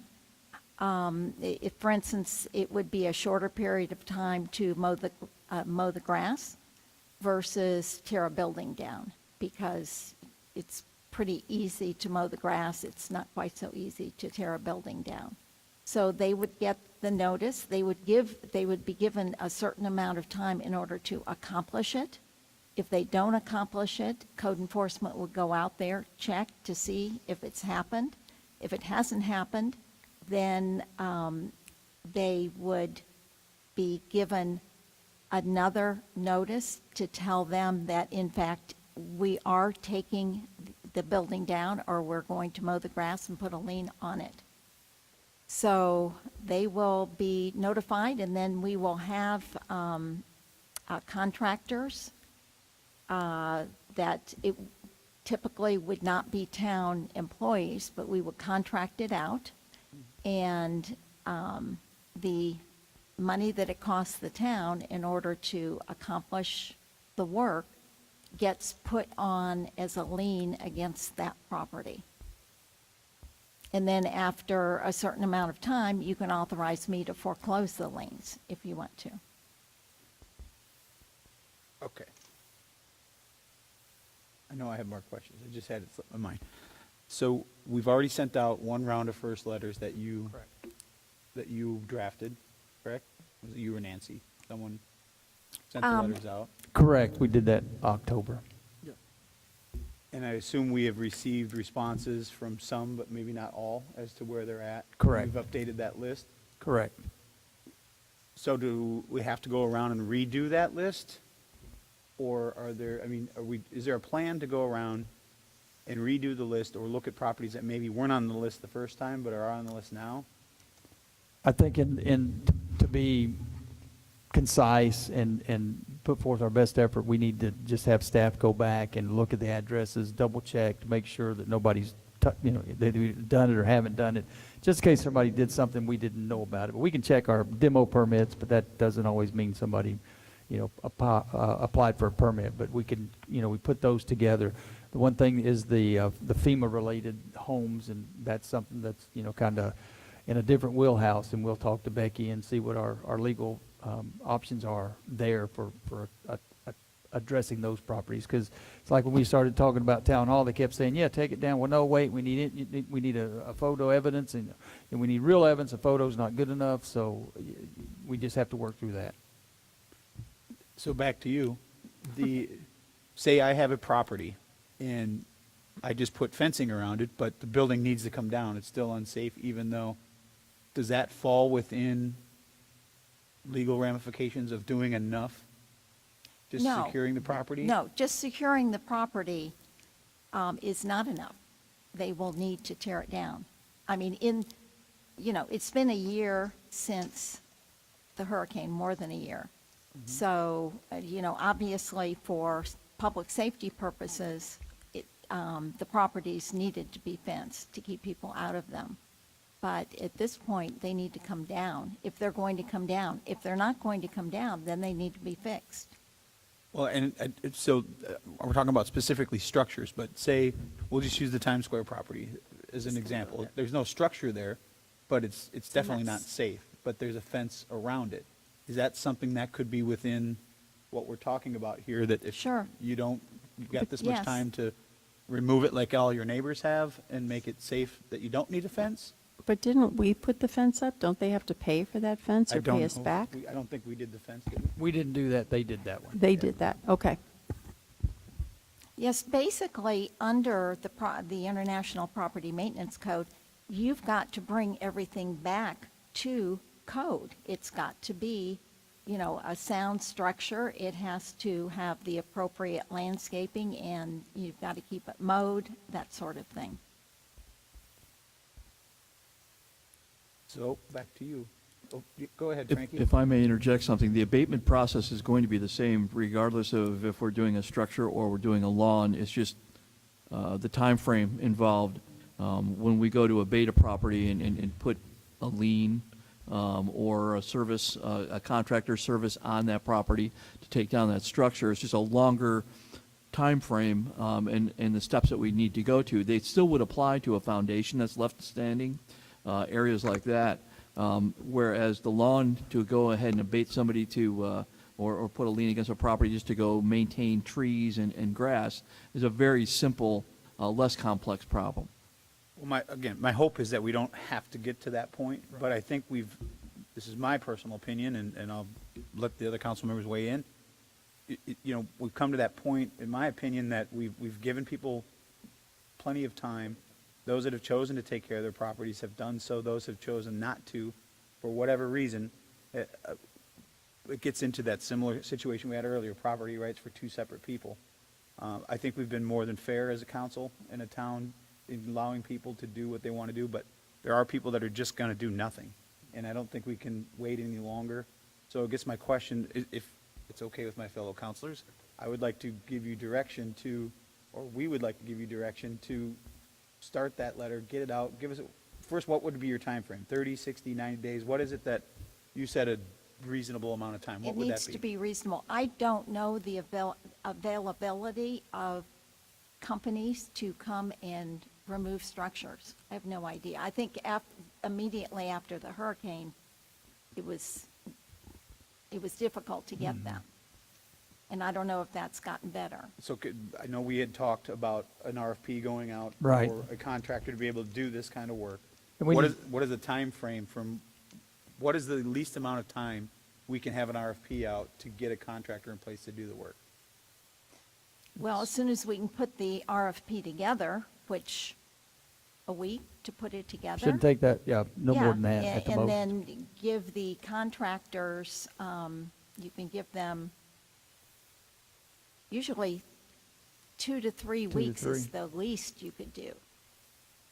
And And something then- like this, it's a little different than, they don't have to come up with how do I build this building and Oh, what, no. all that. This is pretty simple, straightforward. They know what their costs are to landfill costs and things like that. So a 2 to 3 week thing, a 21-day thing would turn around is good enough for that. And then we can see what we get for bids and then go from there. I'm just trying to get to a point where we could have a solid date that the council could give direction on whether we want to move forward with that or not. As to letters are going to go out on this date that'll allow you this much time to come into compliance, or these contractors are going to come in and do the work for you.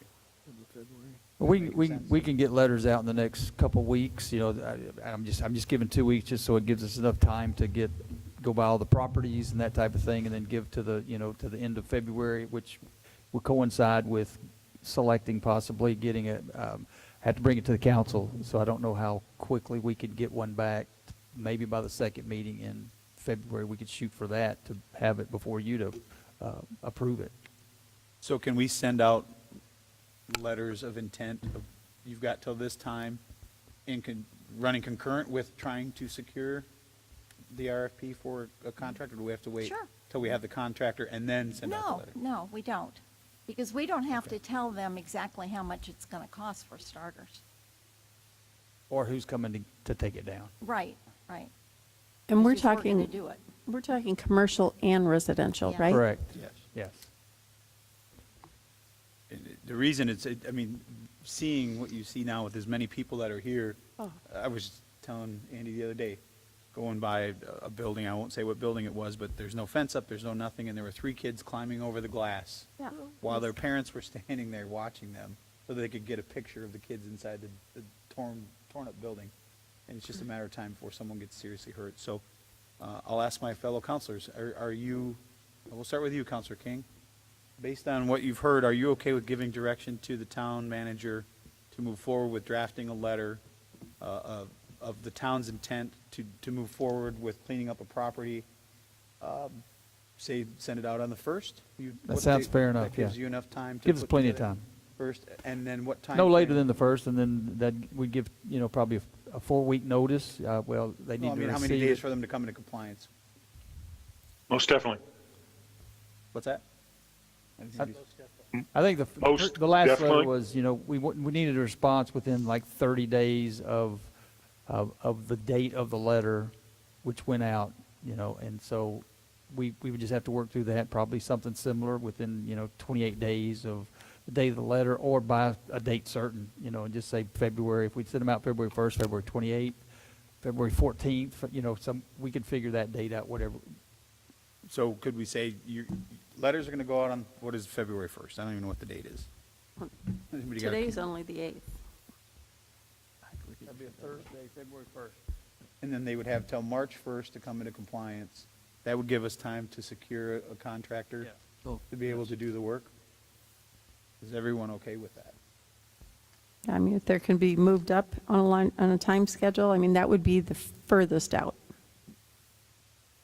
Well, I'm just trying to give the public enough information. No, I enough get it, but- Time to understand this is the direction that's been given and what's coming, so it can't be, I got something on the 28th and you're here on the 1st. Correct, and while things are working simultaneously, that'll give us time. We can, as far as taking care of, their landscaping and all that, that can be a faster turnaround. You have 14 days, and we can get those letters out probably quicker. I know Vinny's been doing a lot of work to get all that set up and the code cases set up on that, so that should go quicker. So would you be comfortable with the language of not to exceed letters to go out past February 1st? Yes. And not to exceed past March 1st? Yes. For compliance? Is that? the best Yeah, way to I say it? think so. And that way, if we could get them out earlier, I mean, I think everybody's had enough time. And I'm just kind of like, done. Vice Mayor, you're awful quiet. No, I'm just listening. I think that seems reasonable, and it sounds like we have built into the system after the first round of letters went out. It sounds like some people may have come to you and said, hey, here's my situation. I've secured the property, I've mowed the lawn, I picked up the trash, but I can't tear it down because I'm waiting for insurance. They've showed you that. You have a sort of an ombudsman role where you can find who the good actors are and trying to, in good faith, as long as we maintain some level of common sense in this, if we find somebody who really has showed good faith and they've really done everything they can and they've demonstrated a hardship to the town, but other than that, I'm very comfortable with moving forward.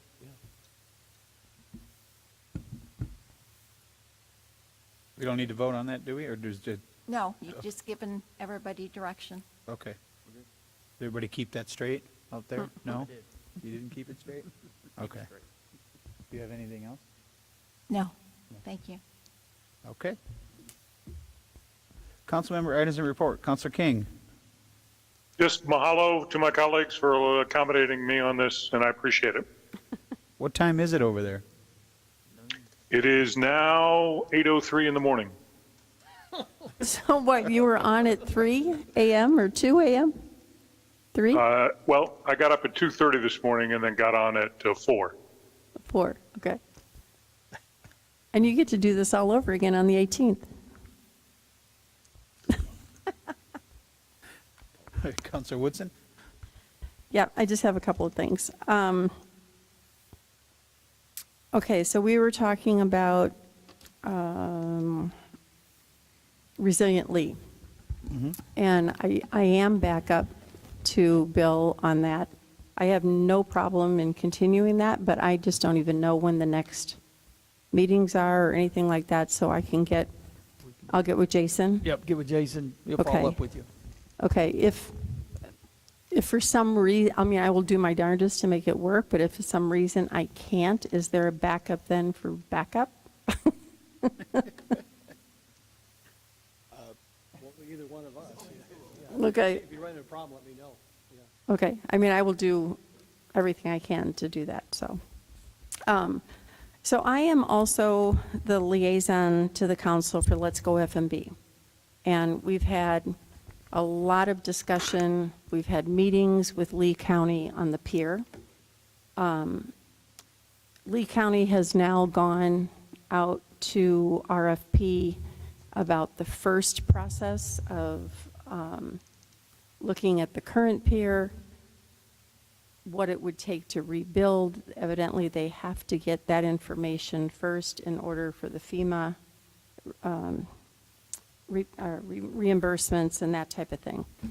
The last meeting that we had with Dave Horner and his team, and it was the Let's Go FMB subset group, what they were requesting, they said that one of the things that they would need in order to look at a different setup, a different layout, a proposed new pier, bigger, better, whatever you wanted to be, was an endorsement letter from the council that we were willing to endorse looking into that. So I don't know what the process is. I don't know where everyone stands on this. If you're interested in doing that, or just where we are with it. Since you asked, I would absolutely support the town council sending such a letter to the county commissioners for them to encourage them to explore other, newer, different, bigger, better options. And I'd be very comfortable with that letter. Yeah, I don't have any objection to it, as long as it doesn't tie us into a percentage of things that we have to pay for. You know, if it's just that we support looking into, speak of the devil, looking into other options, I'm all for it. Well, and I also think, I mean, let's be real. If we endorse it, then they're going to come back to us with a cost share, but that's step 2. Sure. But I just want to know the support that we would give as a town to Lee County. And so I guess, John, where are you with that, or? Yeah, you have my support. Okay. So then the next steps would be, could I get with you, Becky, for that letter? And it probably should be a resolution, unless you want it to go out before the next meeting. Because a resolution just looks stronger. But if you need it to go out before the next meeting, then a letter would be. I don't think I think this is going to be a long enough process the way it is. So I think if it looks stronger as a resolution, then that would be the direction that we want to go. Yeah, I guess I don't have any objection to it, depending on the wording. Would Becky then have to work with their legal staff in drafting exactly what it is they're looking to see, or is just that? I think what I need to do is talk with y'all as to what you want it to say exactly, and put it together, and then we can, if we need to tweak it at the meeting, we can tweak it at the meeting. Right, because the only notes that I have from our last meeting with Dave Horner and group is send letter to the board, their board, Lee County Board of Commissions, to do something different. Willing to give the town of Fort Myers Beach Council support. That's very consistent. Every time Commissioner Sandelli somebody asks him something about Fort Myers Beach, he wants to know exactly what the position is of the town council. And I think that's a fair position for the county to ask, and I think I strongly support your efforts to look bigger and bolder and different. There you go. Great, thank you. So we'll bring that up then on the 18th as a resolution. Oh. 22nd. Oh, we're 22nd? I thought we were at 18th. Huh. No, never mind. It's not the 18th. I'm like, oh, I've got all kind of fun plans on the 18th. That's why it keeps sticking in my head. 22nd. Anything else? No, I think we already talked about that we will need to, or we're thinking that we're going to replace liaisons for Bill on whatever he was on. Yep. Yeah, Becky okay, was going to look into that. perfect. Okay. Vice Mayor Earl? I would draw my, first of all, the town clerk's attention, but also my colleagues' attention to our second regular meeting in February. We had moved that because Counselor Veach had a conflict on the 19th. We'd moved that to the 20th. I'm wondering if everybody's comfortable with us moving it back to Monday, the 19th. Vice Mayor, Yes. the town is closed on Monday, the It's 19th. President's Day. Oh. Well, that makes that point mute. Okay, I'll move on. That was solved. That was easy. I just thought that'd be easier for people because we're used to meeting on Mondays. It gets confusing, but if we're closed, we're closed, so that makes sense. Town hall closed.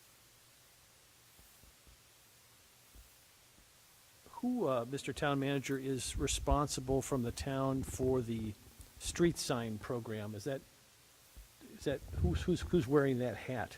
It's several people. I guess Jason had started it, it's kind of handed off to Floor, and I'm kind of overseeing with Floor right now. Is it still ongoing? It's still ongoing. We're at the point now, this week, I'm going to ride around, we're just going to go double check, probably Jason, and just make sure that what they put up is proper. There were some signs that were just delayed for whatever reasons, but they're still coming, so it's not completely finished. They asked me the other day, just Thursday or Friday, about the responsibility of like the crosswalks and speed limit signs and things like that on Estero, and of course that's the county, so they're not doing those. So I think they're almost completed with the town.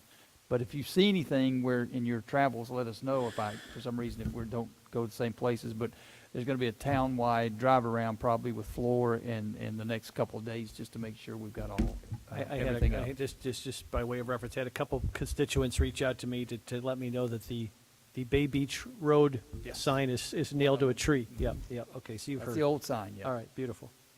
And there was one already taken out. Several already taken out by trucks. Oh, I just thought I'd ask, I don't know if the mayor wants to do this or the town manager or whoever, just to give a quick reminder and a thumbnail overview of what we're going to be discussing for the, which I think is a wonderful idea, so I thank the mayor for initiating this, but the condo meeting on Thursday at 9 o'clock and where that is and what the agenda will be and who all's welcome to come or whoever wants to take that. Sure.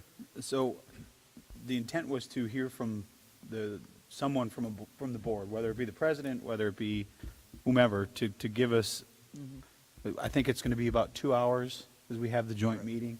So the first hour will be to hear from the condos as to what issues they're seeing, whether it's fire-related issues, elevators, is the town holding them up with certain things.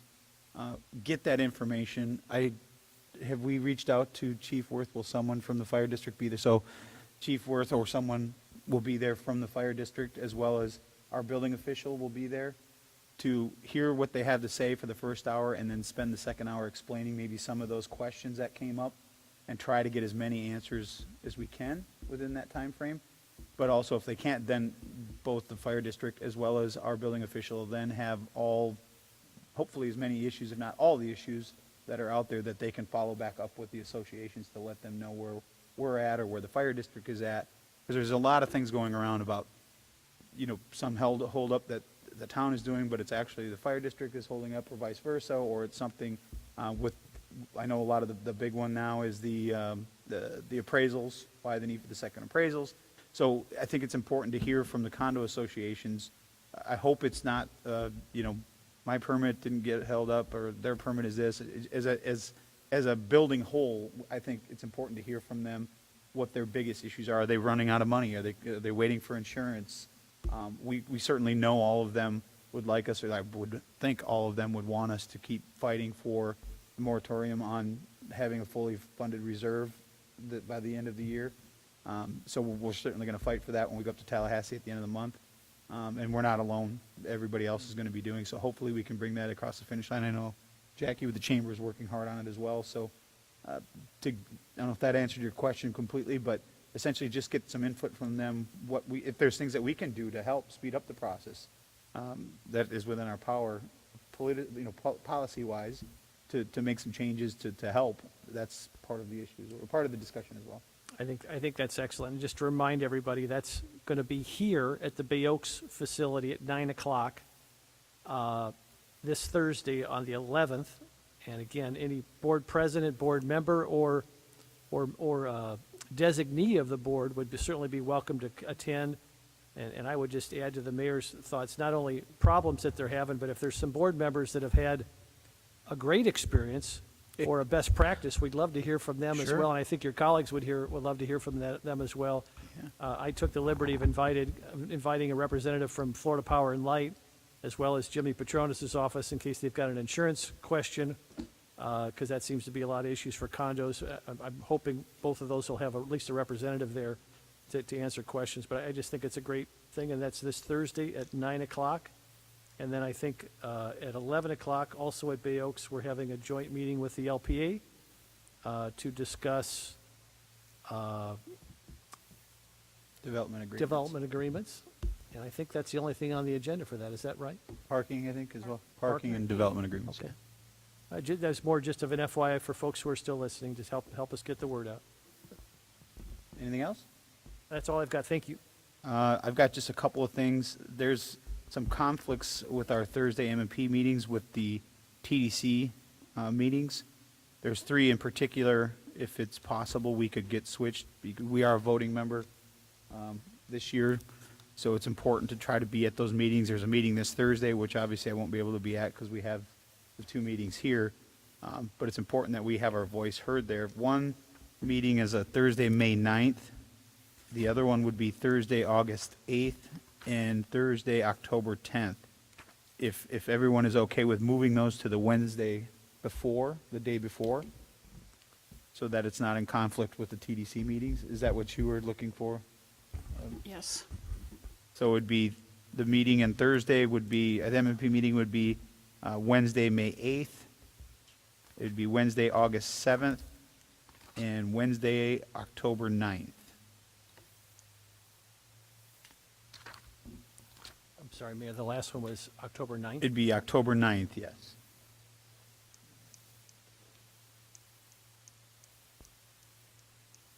The only problem I might run into is the Lee County M&P Executive Committee meets at 1:30 in Cape Coral. So if we can, get done by noonish or 1 at the latest, I'm okay with that. I have no conflicts with any of those changes. Vice Mayor? No problem. That's great. Okay. I think that everybody's okay with that schedule. That's another thing that maybe you should add to the documentation for the potential new council member, is the dates for the MEP meetings as well as the council meeting. And then the other thing that I have is kind of ties into that Linnell, or the street signs. There was several people, we had worked very hard to try to work with the county about getting Linnell Road, because it was a very dangerous road with the fire district, and it was moving forward with having some sort of illuminated crosswalk there. Obviously, the hurricane. Just want to let people know that they're still talking with Commissioner Sandelli. Talked to him last week about it. I'll talk to him again this week about it. That, as well as what they can do from the county level to help us with the traffic mitigation at the intersections that we talked about. So as soon as I hear anything or get any kind of confirmation from them, I'll certainly let you know. But let people know so that you don't have to send in any more emails. I'm fully aware of that intersection. So is Commissioner Sandelli, and we'll work on at least trying to get them some street sign and crosswalk signs out there, as well as other crosswalks, not just that one that may be missing. We had given direction to the Public Safety Committee to try to find some of the areas in the concrete that are broken up. And if we can't seem to get that, maybe if we could designate a staff member that could go out and use whatever that app is that Chad uses that gives you the exact coordinates of any curbing on Estero that is busted, any sidewalk that's busted, any sign that's missing, if we can get those photos to Commissioner Sandelli, he can get his team on it very quick. And I think using that app will show the specific latitude and longitude areas so they know exactly where to go. So if we could get that sooner than later, then we can try to address these issues a little bit sooner than later. And that's all I've got. Anyone else have anything else to add to it? Hearing none. John? Aloha, which means in Hawaiian, move to adjourn. Got a motion by Counselor King, seconded by Vice Mayor Adderhall. All those in favor signify by saying aye. Aye. Aye. We're adjourned at 1:21 Florida time.